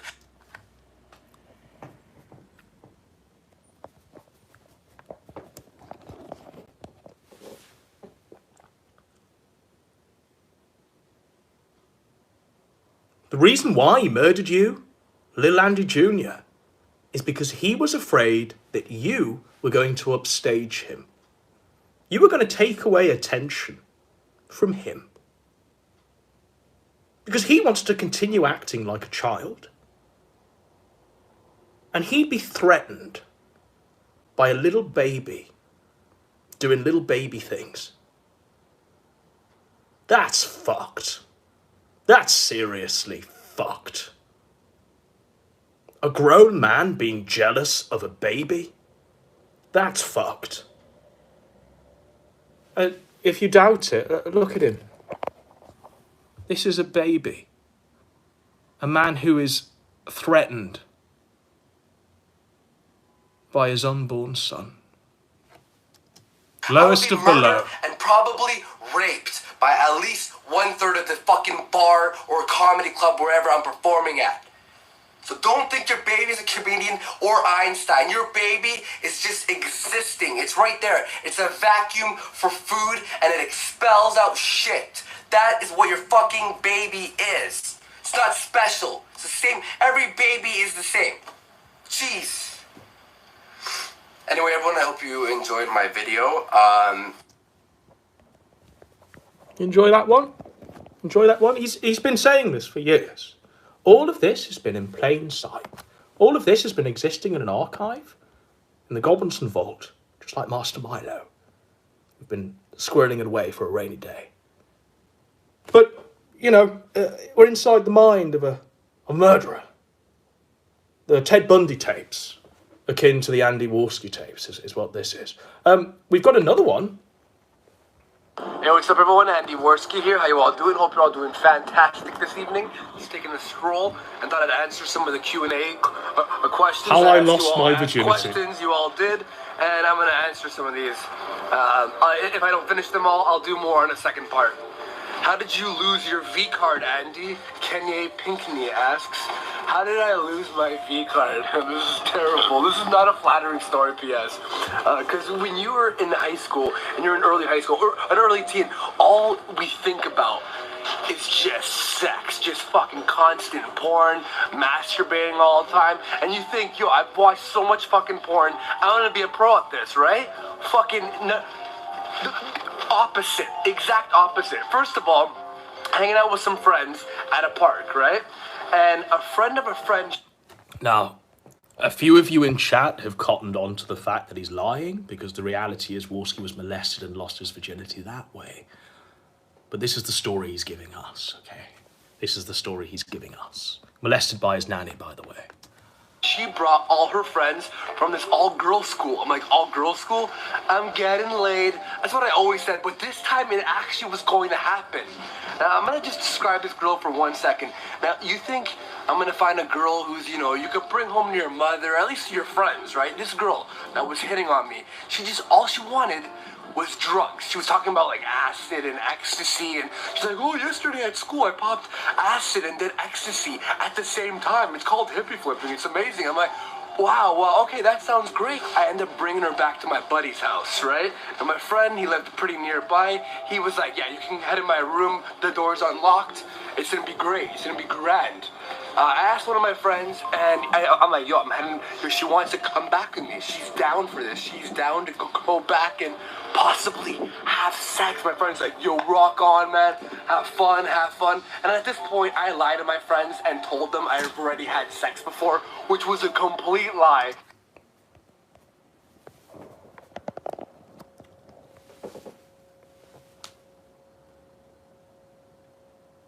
Complete lie.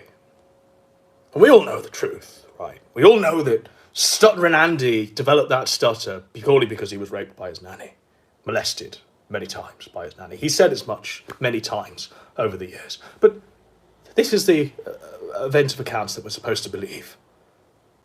This account of events we're supposed to believe. So was he lying then, or is he lying now? Was he lying then, or is he lying now, folks? But he handed me a condom. I'm like, I know how to put one of these on. Never tried once, because no one jerks off with a fucking condom on. Who jerks off with a fucking condom on? That's pretty creepy if you did. I've tried it before, but like, not like continuously. Anyway, so I bring her back to my buddy's house. We walk into my friend's room, and here's me, a respectable guy. Here's the respectable person that I am. I bring her in, his bed's right there. Now you're thinking, I want to fucking comfort, right? Me, I look over, I see his couch, and I remember saying these exact words. I remember because my friends loved it. I looked at her and went, you want to couch it? And she went like, oh yeah, sure. I said, do you want to couch it? I pretty much said, hey, you feel like fucking on the couch? Because I feel like fucking on the couch. Now I remember this girl, she was pretty attractive, you know. I mainly don't remember her face. I do remember her boobs. It was incredibly huge boobs. And me thinking in my head, like, yo, score? Here's the problem. I roll on the condom as best as possible. May I just say that condoms and me do not work well. Condoms and me do not work well. How many innocent women has this degenerate stealthily impregnated and then forced them to have an abortion? How many? How many wombs has this man plundered? How many coat hangers does Worski have about his person to prevent this? The birth of his own children. Because I've got a strange feeling in me bones that Little Andy Jr. is one of many. There's a great many of Worski's aborted children looking down at the heaven, from the heavens, having their eyes and ears shielded by St. Peter to prevent them from watching this. It's like putting a sleeping bag on my fucking dick. The dick feels the condoms like, oh, I'm gonna take a nap now. It's like pushing rope. You're pushing a fucking a rope through a fucking. I'm trying to shove my dick, and it just won't fit inside. Because apparently she's a virgin too, and I'm like, is this how sex feels like? I didn't know it was a hole you had to hook it in and go and like strategically magic. On porn, it just looks like you're just fucking so easy, right? In real life, I'm like, this is not fun. My triceps are shaking. I'm like, I can't fucking hold. I'm falling and shit. It's just miserable. But we finished up as much as possible. I don't even think I actually had sex, to be honest. What? All lies, by the way. Just complete stuttering lies from Andy Worski. But just wanted to play that one. Because what we're trying to do here, there's a reason why we led with Fuentes and Milo. Because what's going to happen is the Kino Casino is going to come back and it's going to do a show on Fuentes and Milo and how degenerate they are and how anyone who's going to vote for Kanye West is being sold a lie because they're degenerates, and they're going to present themselves, PPP and Worski, as the better alternative for all of these disaffected groypers. The better alternative. The better alternative, folks, to Nick Fuentes, Milo, and all of this. There's no degrees of separation. There's no grass is greener on the other side. If you're genuinely one of Nick's audience and you've been watching Nick and you're disaffected, if you see Sanctuary on the Kino Casino, where Metokur Masochist, a tranny, has been bankrolling it, where Andy Worski, a baby-killing coke fiend, and PPP, a man who's the living embodiment of gluttony and every sin? Do you see them as a better alternative?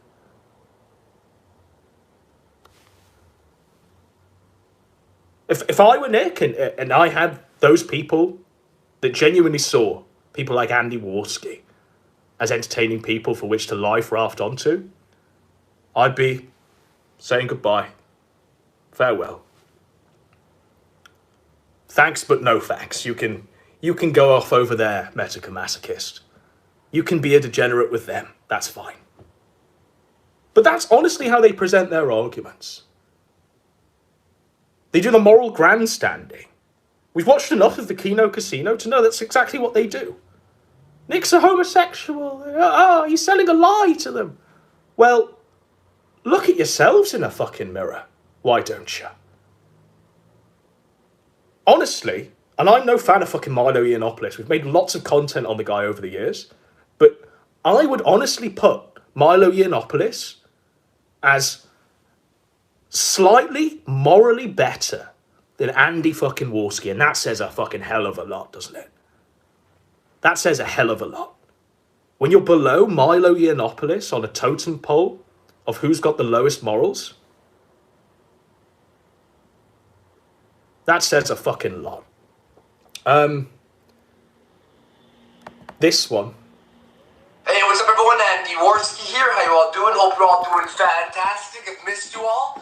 I have a question, a little predicament, if you will. Now, I don't think so, but is it gay? Okay, look, me and my friend were hanging out. We're playing soccer indoor field. Where I'm defense, he's trying to attack, and my hand swiped on his dick a little bit, just a little bit. And he's like, "Yo, dude, that was gay." And I'm like, "It's not. How is it gay? Do you think he's gay if my hand accidentally swipes on his dick?" Okay. Yes, is my answer to that. Hard yes. Not even a little bit. Just yes. That's gay. It's gay. It's gay. It's gay. But remember, this is a man who, if Nick Fuentes did this, it'd be a 6-hour show.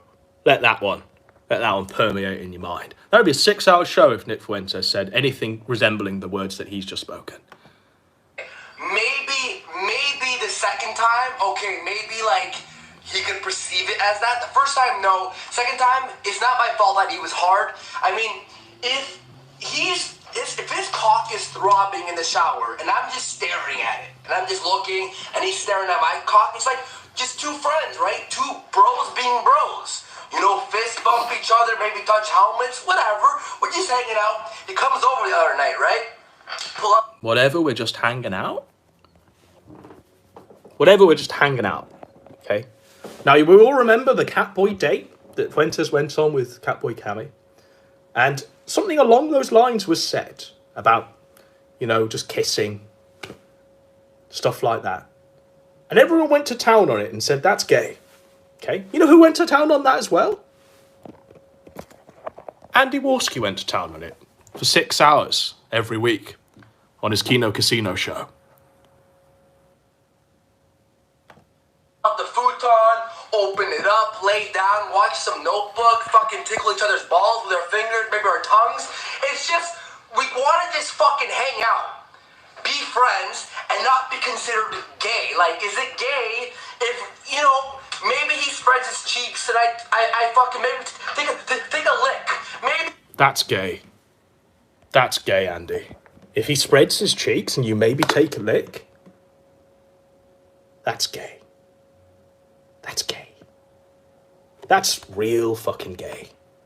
I don't know what to say to that. Genuinely. Because I know for a fact that if Fuentes had said even half of the shit that was just said there, we'd be in for 12 hours of Metokur Masochist for $6 gorillion. Says Nick's gay. Nick's a homo. Nick's a gay lord.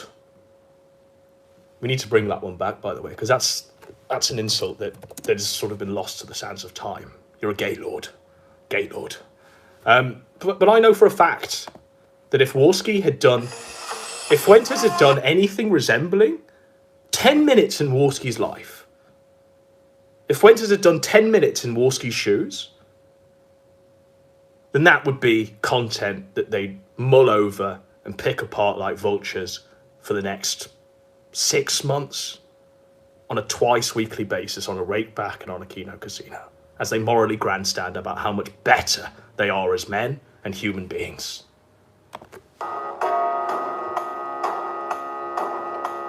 It's Kino Dogme 2007, brought to you by its torchbearer.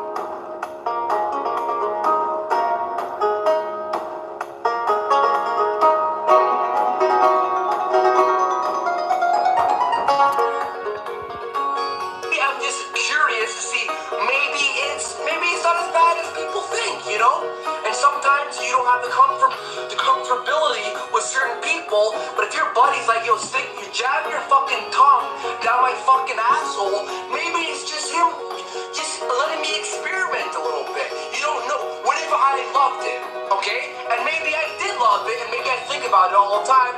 And, okay, I can see how people perceive it as gay sometimes. But it's just boys being boys. Hanging out, fucking smoking weed, watching Notebook. Maybe I go down on him. Maybe he licks up my shaft and it tastes the fucking vein. Is it gay? Please comment below, because I don't think it's gay. I think it's just friends. We're just hanging out, having a good time. Fucking, maybe he pushes me down over the couch, over the side there, pulls my pants down, spits on his hand, rubbing my asshole a little bit. But it's like, I'm your bro, you're my bro. You shove your dick in my asshole, it slides in, I just feel it throb inside. Is it gay? I look back and I'm like, dude, if you're gonna blow your fucking load in my asshole and it just fills it, is it gay? He's like, I don't think so. We fucking fist bump and he fills me up like a fucking old Honda at an old gas station and it's fucking frothing out. It's just pouring out like a fucking beer spilled. Is it gay? I think we're just being buddies. We're just hanging out, having a good time, fucking each other in the ass, sucking each other's dicks, whatever. I mean, it happened once by accident, maybe 3 or 4 or 5, maybe 7 times, maybe once a week. But it's, I think, when the cum is pouring out of my asshole, it's sort of like a signification of our friendship. You know? So I want y'all to know if it's gay. I don't think so. Remember to hit like and comment and make sure that you understand where I'm coming at with this. And I think it's 2 heterosexual guys just hanging out. Yo, what's up, man?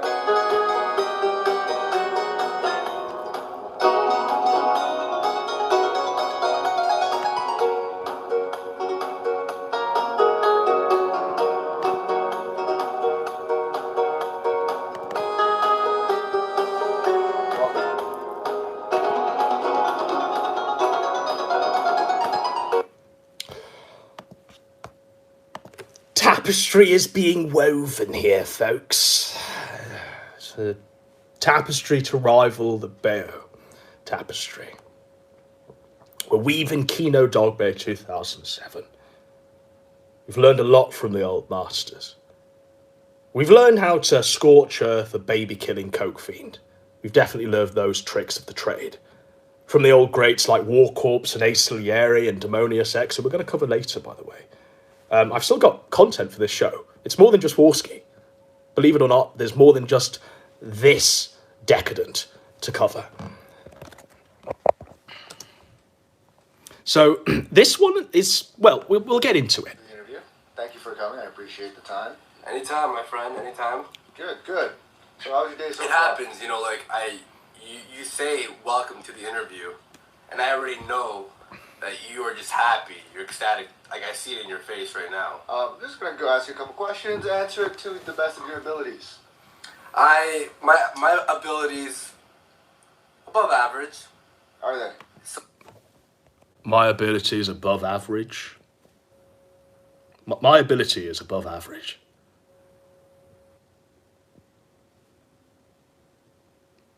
My ability is above average. Spoken from the mouth of Andy Warski. I don't know. X to doubt that one. So I could probably answer them, Okay. like with ease. How was you've had your own YouTube channel, right? I can see that you got a bunch of subscribers on here. Yeah, it's awesome. How has popularity on YouTube changed your life? You say popularity and people throw around the word, being popular on YouTube. I see it more like fame. I'm like above, famous. And people Above go, famous. yeah, like above. Wow, that's a big It's almost overwhelming at times. And people they message me and they go, "You aren't famous, Andy. Out of your head right now. Get it out of your head. You are not famous, because it's YouTube. You have 16,000 subscribers."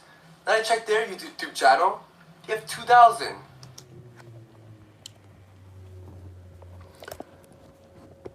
Now, I want to get real here and reveal to you a bit of what's going on with the writing in here, okay? A lot of these clips are sort of done ironically, aren't they? You sort of might be thinking, oh, Andy's just joking, clearly. And that's the defence, isn't it? He's just joking.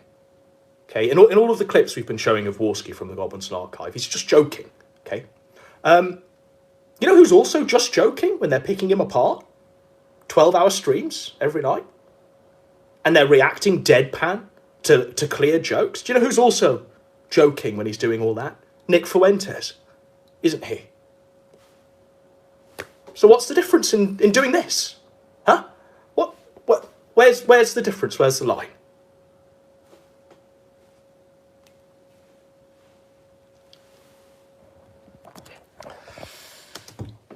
I'm the greatest writer of them all. Of the fish tank. They are the bird shit that hits you and you're like, fucking bird I shit. actually think about my fucking content. Let that sink in. 2,000. Oh, how about you suck my balls? Excellent. I don't know. Okay, perfect. I think I have enough of that question.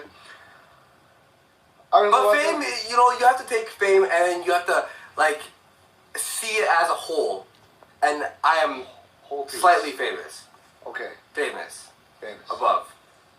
Got it. 2 points. Got it. Okay, I wrote that down. Where do you see yourself in 5 years? 5. 5 years, just where do you see yourself in your career? From right now? Decades? No, 5 years. 5 years. Years, not decades, years. years. 365 days in a year from today. What's that? You've just blown his fucking mind. Interviewer's just blown the buddy's mind. It's 365 times 5. I'm trying to, calculate it to days. That doesn't matter. Just answer the question. So, 5 years from today, or 5 years from the end of this year, Let's just and say then we're starting fresh. From today. So, this is the reason why we're showing it, because then we can present where he is now, after those 5 years. You see, folks? You see how we're writing this? The bard himself. Okay. From today, right? What's the time today? It's February 26th. 5 years. Okay, so I'm thinking 5 years from now, because with the fame thing, the whole being famous. Remember that whole bit I was on about? Okay. Being famous. In 5 years, drugs probably will be on the table. Right. On the glass table, if you ask me, because cocaine, right? Cocaine's one hell of a drug. See, but I'm hoping that I'm like every other actor or musician who heads to rehab, where I just stick on cocaine, because they say cocaine is a gateway drugs to harder drugs. Maybe, who knows, 5 years down the line, I'm at the Oscars, right? Receive, 2 whatever Oscars, and then gonna receive an award. Huh? That's a pretty big. No, but that's 4 years. I had already received 4 my years. first Golden Globe, and now I'm how the industry works, right? So I'm at the after party. Okay, I see Leo, walk in, and I'm just, hey Leo, he's like, yo, there's an after party. Now, he's not talking about Leonardo DiCaprio, he's talking about Leo Pirate, of course. It doesn't work like that, Andy. You might not win an Oscar in 4 years. Even if I don't, Just trying to Leo will be he'll see me maybe presenting. Maybe I'm and the best male actor goes to, just a small presenter part, not the whole Oscars itself. But Leo, back to Leo. He sees me. Hey, Andy, there's a after Sorry, I got party. confused. Who's this Leo guy? You didn't, Leonardo DiCaprio. You didn't explain that. Leo. Everyone knows Leo. How do you I don't know you're understand. working with Leonardo DiCaprio, though? I'm not working with him. I see him at the Oscars. Oh. He sees me, you know, I have my drink of water. I have to pee. I see. It's commercial break. It's fine, whatever. I stand up. Hey, yo, Andy. Leo, he pulls me over. Yo, Andy, there's an after party at, you know, like the, like the hall or whatever they have at the Oscar place. I'm like, I'm down. I'll show up. I'm at the after party. Me, Leo, you know, George, having a discussion probably about the universe. Kate Winslet holding a needle. Hey, Andy, there's a little heroin party in the bathroom. Who's to say I don't say yes? At the Oscars, receive my awards, at the after party, you know, with some big names. I'm a little bit bigger at that time, 5 years. That's a lot of time to start building myself up. 5 years, it's a lot of time to start building yourself up, isn't it? A lot of time there to start building yourself up to that. Okay. Now, the beauty of Andy Warski and his career on the internet is he's been around long enough that we can jump 5 years ahead in time, instantaneously. And we can show you exactly what Warski's doing right now, 5 years later. What's this? What's this? There's color everywhere. What's this? There's white things in the air. This is advertising Disney Plus to me. Creatures laughing. Everybody seems so happy. But we've got a musical number lined up for this time skip. What's this?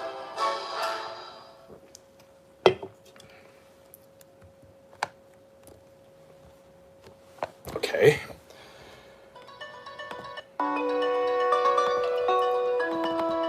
So, he saw himself in 5 years just on cocaine. Not on any other stuff that... Because he classes cocaine as a gateway drug. Nothing harder than that. He also saw himself as presenting the Oscars. He also saw himself as doing Blow with Kate Winslet, George Clooney and Leonardo DiCaprio. Saw himself doing that in 5 years. And 5 years is a long time. You can build yourself up in that time to do that. Shall we see where he is right now, folks? 5 years later, 5 years down the line. Andy Warski.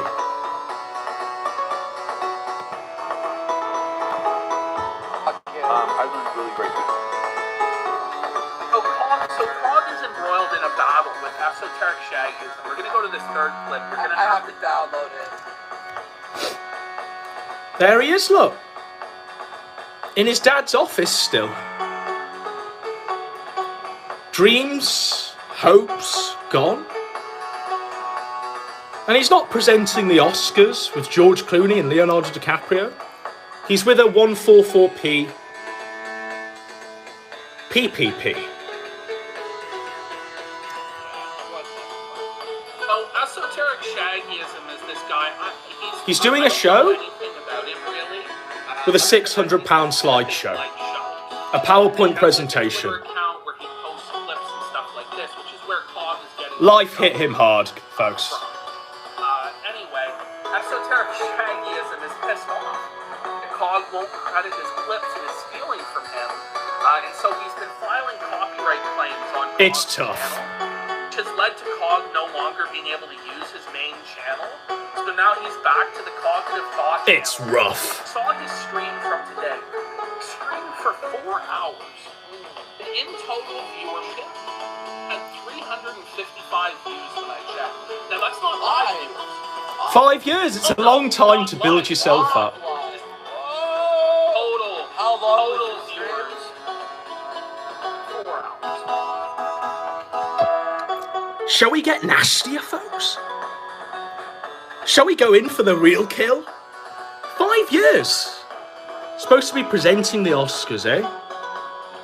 Doing Blow with Kate Winslet, George Clooney, Leonardo DiCaprio. Here's Andy Warski's TikTok, where he reacts to children. No half measures. This is what he's doing when there's no Keno Casino. This is literally what he's doing when there's no Keno Casino. He's trying to be a TikTok megastar, like a teenage girl. What? Why?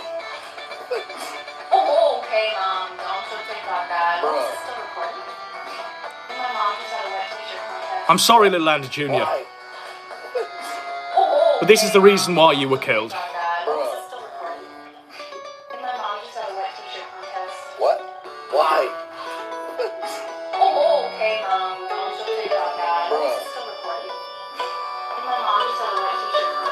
Just look at him, by the way. All the cocaine, all of the hard drugs, the boxed wine, the alcoholism. What? Why? Look at him contrasted to genuine youth and hope. What? Why? This man has no business on TikTok, on this platform. Look at how, by the way, he's tagged his TikToks. Hot, girl, funny, comedy, jokes. This is a child. These are children in a bathtub.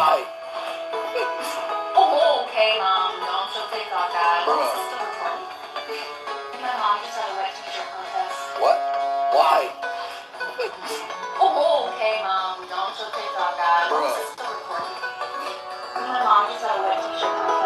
Give your head a fucking hard shake, Andy Warski. 5 years later.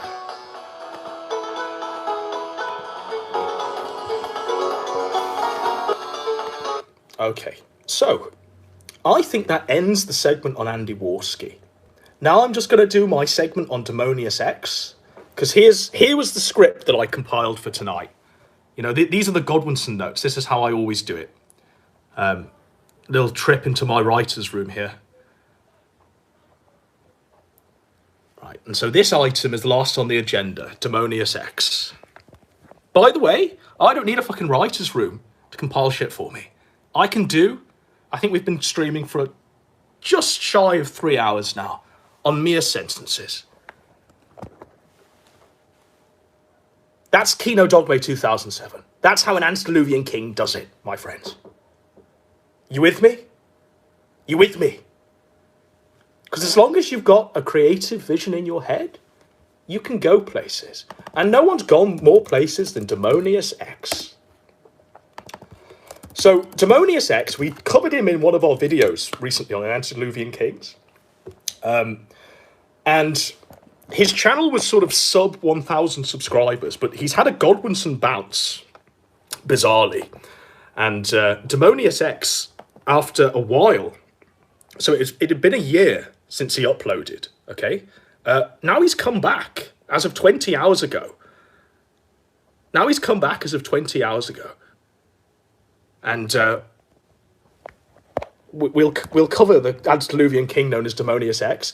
But I did have something that I've absolutely forgotten about that I really, really, really wanted to play in to end out the Andy Warski stuff.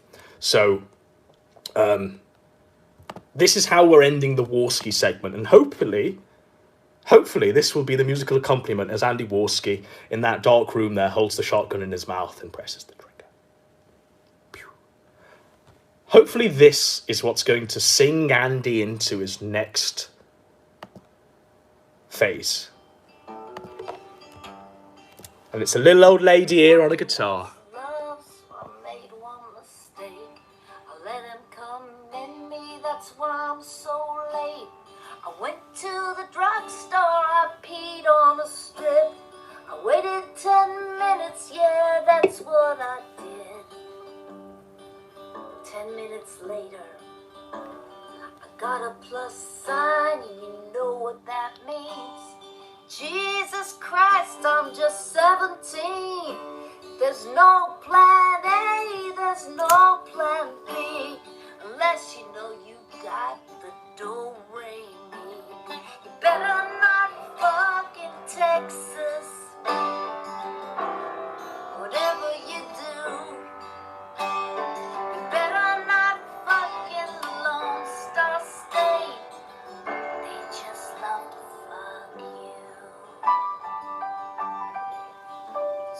went to the clinic and I thought they would help. They just gave me a Bible instead. A real doctor or nurse, nowhere to be seen. Get me the hell out of Abilene. 500 miles across the state line. Who can I trust to give me a ride? Yeah, who can you trust? Would be a snitch. $10,000, I'd even turn myself in. You better not fuck in Texas.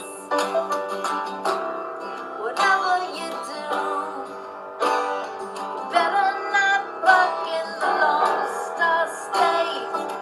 They just love to fuck you one more time. You better not fuck in Texas. Whatever you do, you better not fuck in the Lone Drywall. Star State. Gummy. They just Pretzel. Bye-bye, Avox. No half measures. Okay, so that's the Warski segment concluded, and we'll move on to Demonius X right now. So now he's uploaded again after a good while, about 18 months. It's the Godwinson lift. He says 1,500 subs. Why? This channel is dead. I think there was some autists in the comments that told him what had happened and broke the joke, which is a bit tragic, really.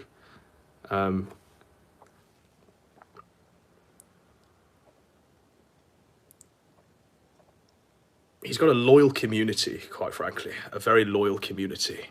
I might have to search the comments, to be honest.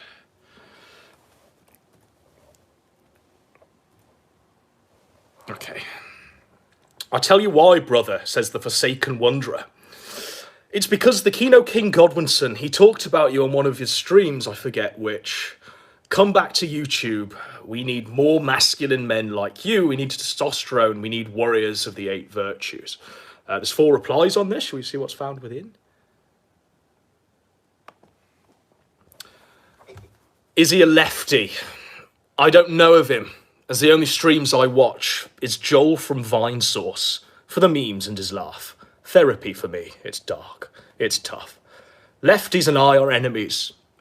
I may not be able to beat them, but I sure as well wouldn't join them, based. Even if a gun is put to my head. What a king.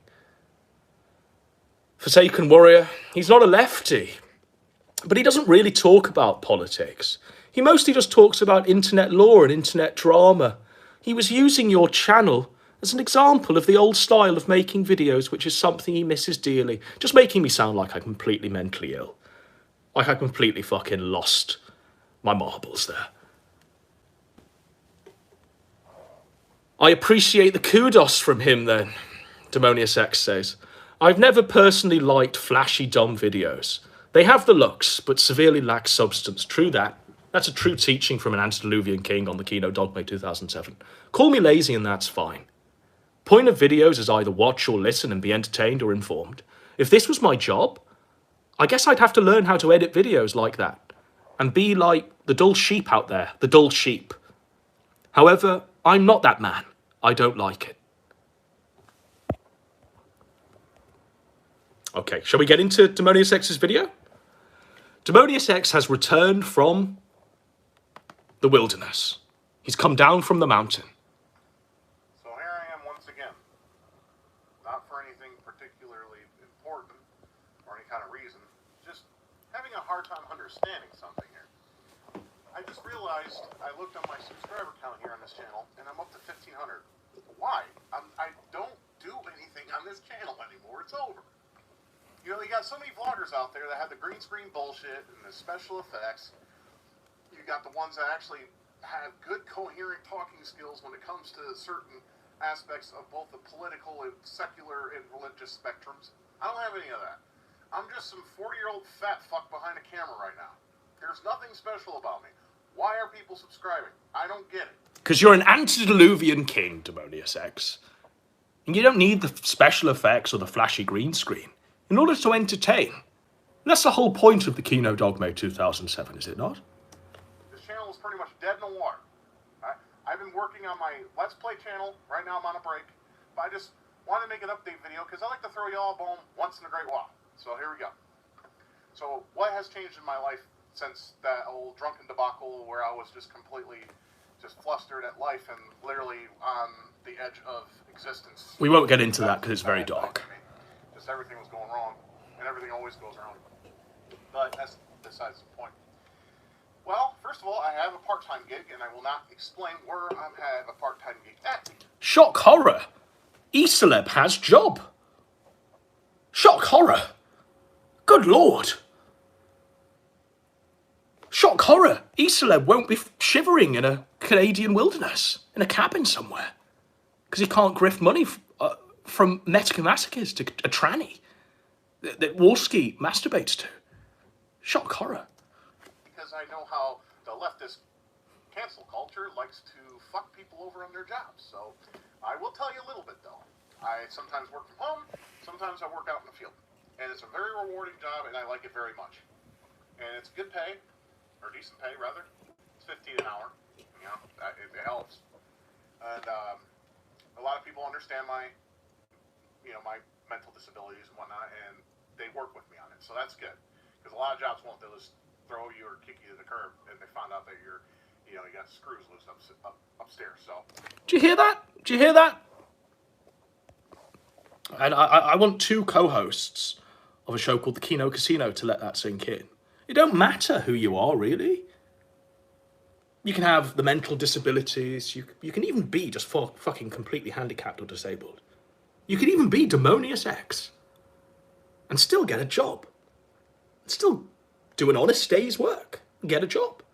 You don't have to blame Godwinson for coming along and calling your show shit and saying you're going to live in poverty and die in a Canadian wilderness. And you've ruined everything. You don't have to do that. You can just man up and get a job like Demonius X PPP. I like it. It's cool. I enjoy it, and I hope to continue to... You can even be a £600 Canadian lesbian and get a job. For real. And the people that I work for appreciate the hard work and dedication I have to this said field. So, yeah, I'm working part-time. So, yeah, there's that. Secondly, the political. Oh, boy. There's a lot of things I could touch base on, but, it's like being a dead horse. You guys know how I feel about Joe Biden. He's a piece of shit. He's old. He's useless. He's this country's worst mistake. Based. He constantly says, I'm going to help the American people. I'm going to help the American people. And then Ronald Reagan taught us that one of the things you should be most scared of is when a president or a political figure comes up on stage or on whatever way of media and says, and I quote, if they say, I am from the government and I'm here to help, that should scare you more than anything. And Pedo Joe has done just that. Pedo Joe. I don't like pedocrats. I don't like lefties. I hate Pedo Joe and the pedocrats. Demonius X. A lot of teachings from Demonius X. He's got a lot of wisdom, And whilst he has been A-logged over the years, and, people made like a 3D sculpture of his face.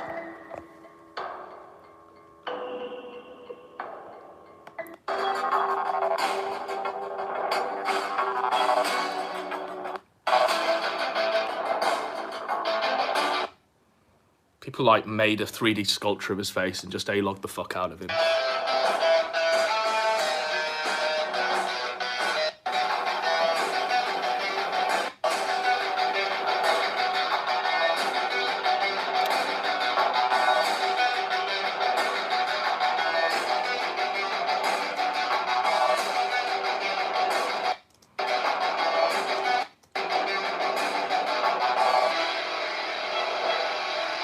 I'm trying to get one with the full face. Hang on.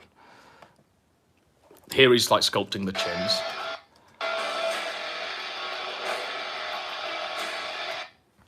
Whilst the A-logging of Demonius X was true artistry, he could have just gone away and shivered to death in the Canadian wilderness and not really changed things up and blamed other people for things going wrong. But instead he got a part-time job and figured it all out.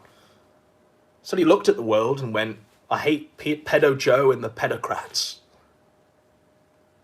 Now he's enjoying the Godwinson lift.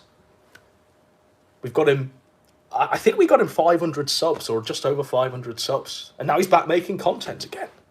An antediluvian king has returned. That's what we like to see. That warms the cockles of our heart, for real. That's all we've got for this show, I think.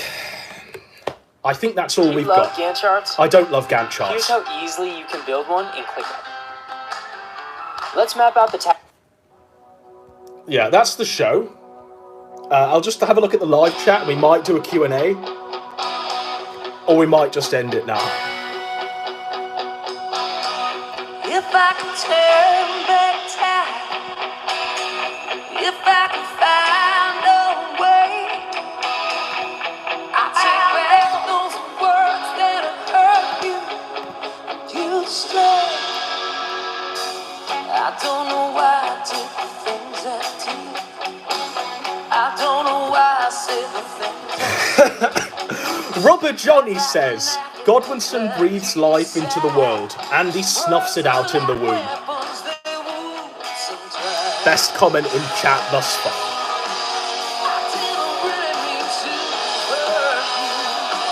Did you like Splatoon 3? I didn't play it. Sorry, Sargoy. I could give two shits about Splatoon, or Splatoon and its sequels. It's a game for children. Did Andy have sex? Did Andy travel to the USA to have sex with a trans person? I don't know if she was trans, but he flew out during the Kino Casino heyday, just after the Fuck Ralph Festival, I believe. Flew out there, they went to a movie, I think they watched The Batman, and that's what traumatised Andy over the Batman film. She didn't put out, she refused to even kiss him, and he had to sleep outside, or in a hotel somewhere. So it was pretty rough for Andy. And he came back and cried about it on Discord. It was very funny.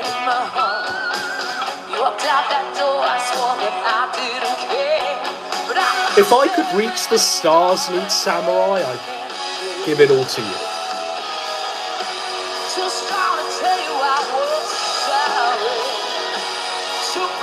Job the Knob says, oh, that makes sense. That's why he hates the movie. That's true. And if someone can link the Batman review, you'll go into that. I think it's behind the paywall somewhere, but they reviewed Batman together, him and PPP. And I know the behind the scenes on that, and I can dissect that. So if someone wants to breach the paywall and deliver the Batman review to me before we end the stream, that's where we'll go with the content.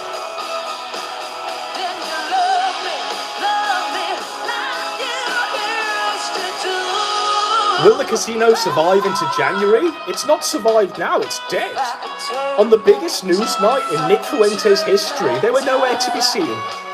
PPP was seething and coping on Discord, pissing and shitting himself, unable to even bat away a take from Ralph.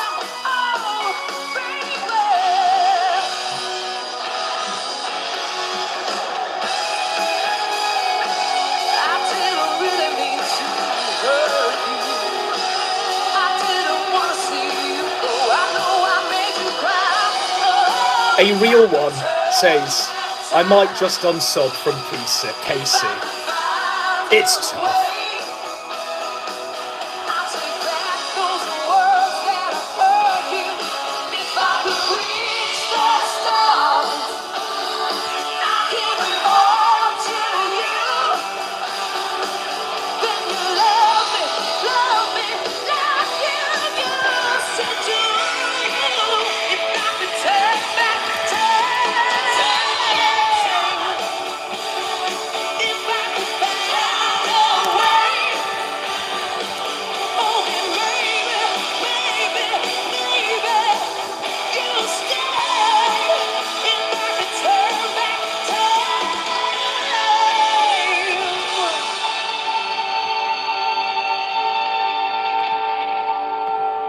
Okay, I want to do the Batman review. I want to do the review of the Batman review. And I need to remember what that channel was on BitChute that archived all of the Gumroad content. Can someone please tell it to me? I know it was Plunder or something. And I imagine the Batman review is on there. So please, do your job, chat. Paywall Pilferer. Okay? And what was it? People's Populist Press Paywall Pilferer? Or was it Kino Casino Paywall Pilferer? PPP Paywall Pilferer. Thank you. Thank you, Job the Knob. redeemed. We've got it. Now we just have to find the Batman review, okay? And as we do so, I think I love this. This is Kino Dog made this song. And this takes me back to a time when things were just a lot better.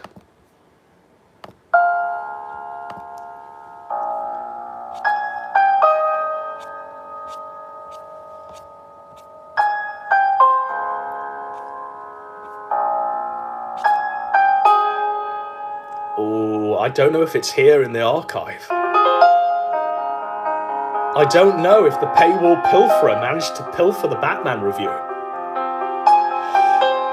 They did!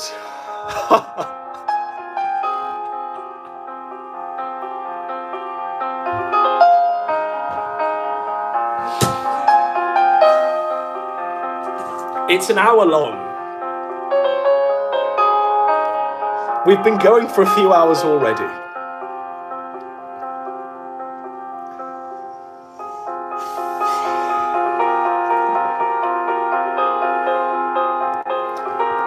And there it is, look.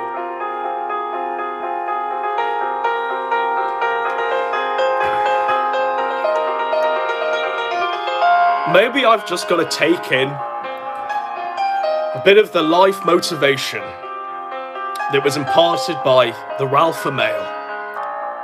Maybe I've just got to do it live, bitch!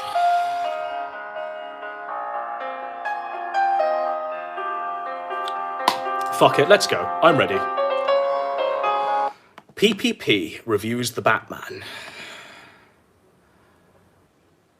Okay, folks, welcome to PPP's first impressions / review of the Batman. The Batman film came out in 2022. Now, the law behind this is PPP wanted to review Batman with Warski. Okay, this was going to be like part of like the Survivor watch thrown into the mix of 90 Day Fiancé. But Warski, Warski had obviously prior to that flew out to, I think it was Texas. It was somewhere in the deep south anyway, to meet this woman, this catfish. And he paid for the cinema tickets to go and watch the Batman on the hopes that he'd get some action, some crumb. He got nothing, and that's why he hates the Batman, and that's why he refused to review Batman with PPP. So here's PPP having to do it himself. It brought back too many traumatic memories. Come on, bitch shoot. You fucking rubbish platform. These titles are going to be confusing to look back upon, aren't they? Oh, 1989 versus this one. Whatever the fuck. Anyway, I'm going to give my thoughts on this quick. Andy hasn't seen it yet. I've been trying to get Andy to fucking see it. But, you know, Andy doesn't go out to the theater and shit, you know. He waits till he can get a cam copy. There are some cam copies out there, but... The lies and the cope. And he just hasn't seen it.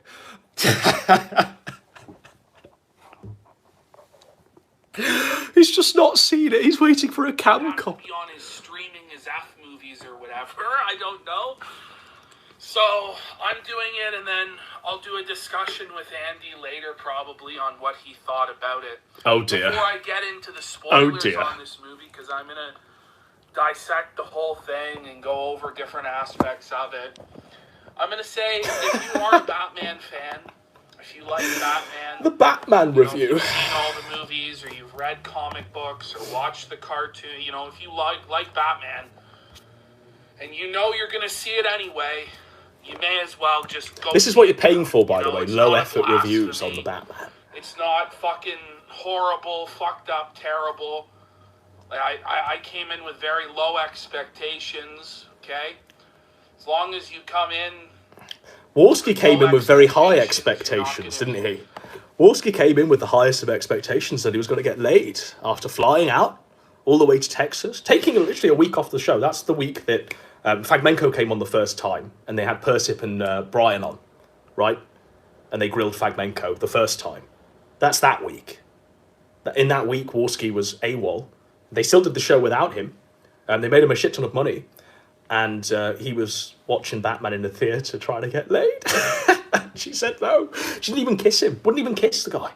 She wouldn't even let him into the house. He had to like stay at a travel lodge hotel or some shit. Then he was like seething and crying about it on Discord. Now he didn't seethe and cry about it to us. He seethed and cried about it to his Fat Snake co-host, who told us all about it, laughing. Remember that, Andy? He was like betraying all of your confidences every single step of the way. You know, if you're We know everything, Andy. See it.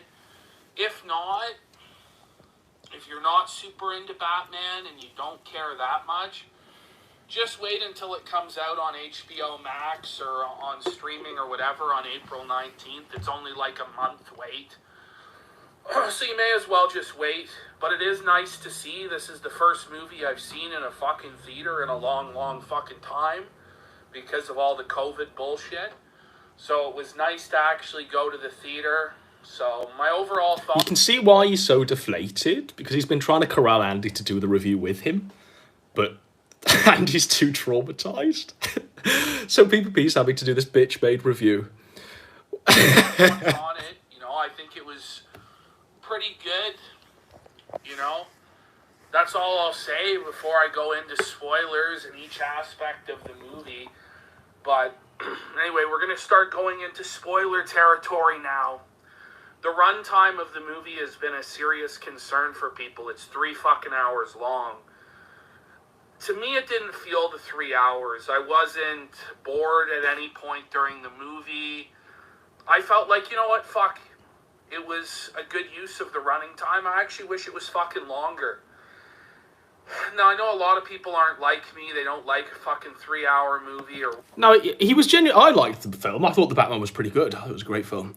And he thought it was a good film. But obviously, he's just been trying to corral Warski in a Discord for like 4 hours.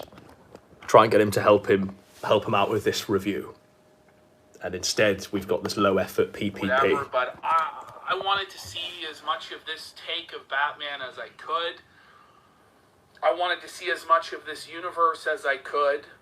And so for me, the 3 hours, it was a pretty easy set for being fucking 3 hours.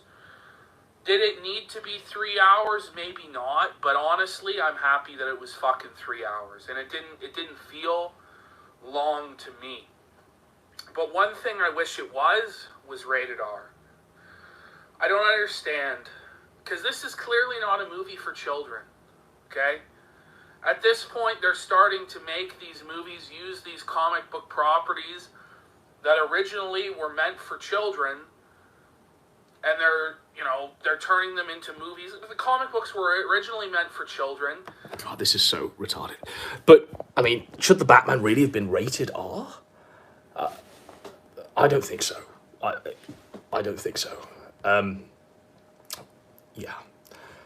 We can do... I mean, there's lots of stuff on the paywall that is gold, really. I mean, a lot of it is PPP having to carry the monetized content that they've hidden behind the paywall because Borski was too busy in the gym. But the best one... Okay, yeah, let's fucking do it. So this is him talking about Fuentes. And not the Sonic 2 movie. I want to briefly, I'm going to talk about this on the Rake Back tonight, but I want to touch on the danger of what's going on with Nick Fuentes right now. And why his behavior is very reckless and is very dangerous for everybody. See... Now, bear in mind, his co-host is a baby-killing coke fiend. Okay? Just don't forget that one. It used to be that there were mores, like these social mores, this unwritten code, which he calls gay and faggy. But I think it was important that we have some baseline morality as to... There's a reason why this is hidden on a gum road that no one sees. Because if he said this on the show with Warski next to him, he'd be torpedoed and sandbagged by Warski, the ultimate degenerate, the man, the king of decadence. So let that one sink in also. How shit is conducted. Now, it used to be online back in the day when I was a mere lad and I was watching A. Cilieri and Arshfiend and all these fuckers. You see that? He can't talk about the antediluvian kings on the Kino Casino. He has to hide on the gum road like a bitch and do it there. E-bagging was bad. That grifting was bad. That making money on the internet was bad. But the temptation was so great. And the money and the rewards were so great in terms of making... The richness of this is that this is literally hidden on a gum road. That people have to pay to watch this. Money that changed. Everybody started grifting, and then Jim started grifting, and then it all became acceptable, and it was normalized. The same sort of thing is now happening with flagging. Flagging back in the day was the ultimate sin. Why? It still is. Just because Daddy Jim... Why do these people define their lives on what Jim does? If Jim were to jump off a cliff, would they genuinely do so? I know Gator would, but would PPP do so? Like, it's retarded. You can keep your own code of morality and your own ethics consistent. It's not dependent on what Daddy Jim does. And if it is, that's not a code of morality or ethics. That's just copying what an internet dad does. I mean, what the fuck? Every creator knows how shitty it is to get hit Now, with a copyright claim. Every creator knows how shitty it is to be hit by... You know why he's doing this on this gum road that Warski can't see, and he can't do it on air with Warski? Because Warski flags people down for using his copyright, and has done for years and years and years. Don't just take my word for it, take Say No to Gino's word for it. The reason why the videos I showed you earlier from the Goblinson Vault aren't available online anymore is because every time they're re-uploaded, Warski hits them with a copyright claim. Okay? But here he is, out of Warski's eyesight, saying how he really feels. They've seen it for other creators that they've loved have got hit with copyright claims, the videos have been taken down, or they've been flagged down for community guideline violations, some real faggot soy shit. And so when people got caught flagging, like Mundane Mad, like Andy they Warski, got crucified. They got nails driven through their hands and through their feet. Just like in the past when Amazing Atheist begged for a computer. He had nails driven through his hands and through his feet. He was propped up on a cross about that. Jarbo got put up on a cross for flagging. But so did Warski. Now is just we've let the standards go away. We let the standards go lax. And now flagging is okay. Ralph openly flagged. Warski openly flagged. Openly flagged. And people like Jim swept it under the rug, and everybody just let it go because it was in their financial interest to let it happen. And we as a community didn't care. Well, now, you know, Nick Fuentes has decided, you know what? I am going to use flagging as a weapon. I'm going to openly use it as a weapon. The hypocrisy here. Nick Fuentes has just decided to flag. Warski's been doing it for years. Warski's the master of flagging. Warski taught Jarbo how to flag. Like, literally, that's the law. That Jarbo told me that. So, it's just retarded. Hypocrisy. Now Nick's doing it. Now it's a talking point that we have to hide on a gum road behind a paywall. Because we can't say it on air because Warski will just sandbag the take and say, flagging's based. Warski flagging admirer for $1 gorillion. To silence dissent, to silence critique. And we saw on that call with Flamenco all of those cozy faggots laughing. Ha ha ha, they cost Flamenco $500, ha ha ha. So they're going to normalize flagging. And then flagging will be okay. Right? It's all going to be okay. It's going to be perfectly fine. But they're already starting to normalize swatting. Because you see, the rationale for the flagging is, well, we got flagged and we got deplatformed, so we have a right to do it to everybody else. Anybody who disagrees with us, anybody who makes fun of us, anybody who dares dissent, we have a right to censor them. We'll smash them into the fucking ground, right? Is he talking about Nick Fuentes, or is he talking about Andy Warski, his co-host? Same fucking difference. There's more on the Gumroad. We might just show you a couple more, and then we'll end the stream. No, we won't, because it's all just 90 Day Fiancé and Australian Survivor reviews for 4 hours. That's what they're doing in the meantime. What, you're all sat there waiting like chumps with your dick in your hands, waiting for them to go live, talk about Nick Fuentes content, especially Nick Fuentes, Kanye West, Donald Trump, and Milo Yiannopoulos. No, they're watching 90 Day Fiancé and giving in-depth reviews of it for 4 hours every fucking night. And putting it behind a paywall for the pay pigs like Metokur Masochist, who we'll just remind you, looks like that. Metokur Masochist. Do-do-do-do-do-do-do-do-do. Deary me.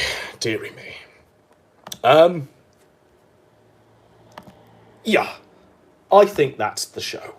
What's this? It's another advert for Disney Plus. There's white things in the air. There's nothing on Disney Plus that I would want to see Everybody seems so happy. at all. Possibly gone daffy. What is this? What's this?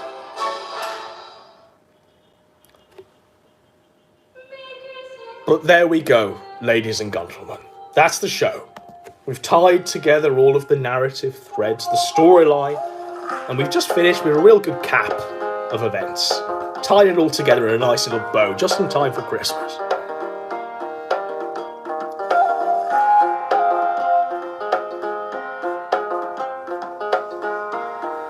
It is what it is. Christ is king. Nick Fuentes is going to be the next, not the next, but a future American president. Let that sink in. Nick Fuentes. A president of the United States at some point in time. And you know what? I kneel, Fuentes-sama. I kneel. A flawless victory. With the assistance of Master Milo, Kanye West, Donald Trump. To the point where all of the Fuentes A-logs are felted. Unable to even master a defense. To even muster up the courage to go live and go scorched earth or give some sort of coke take. Because there ain't no coke take to give.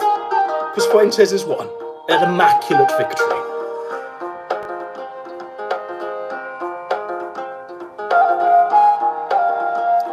Alright, I'll see you in the next one. Juice!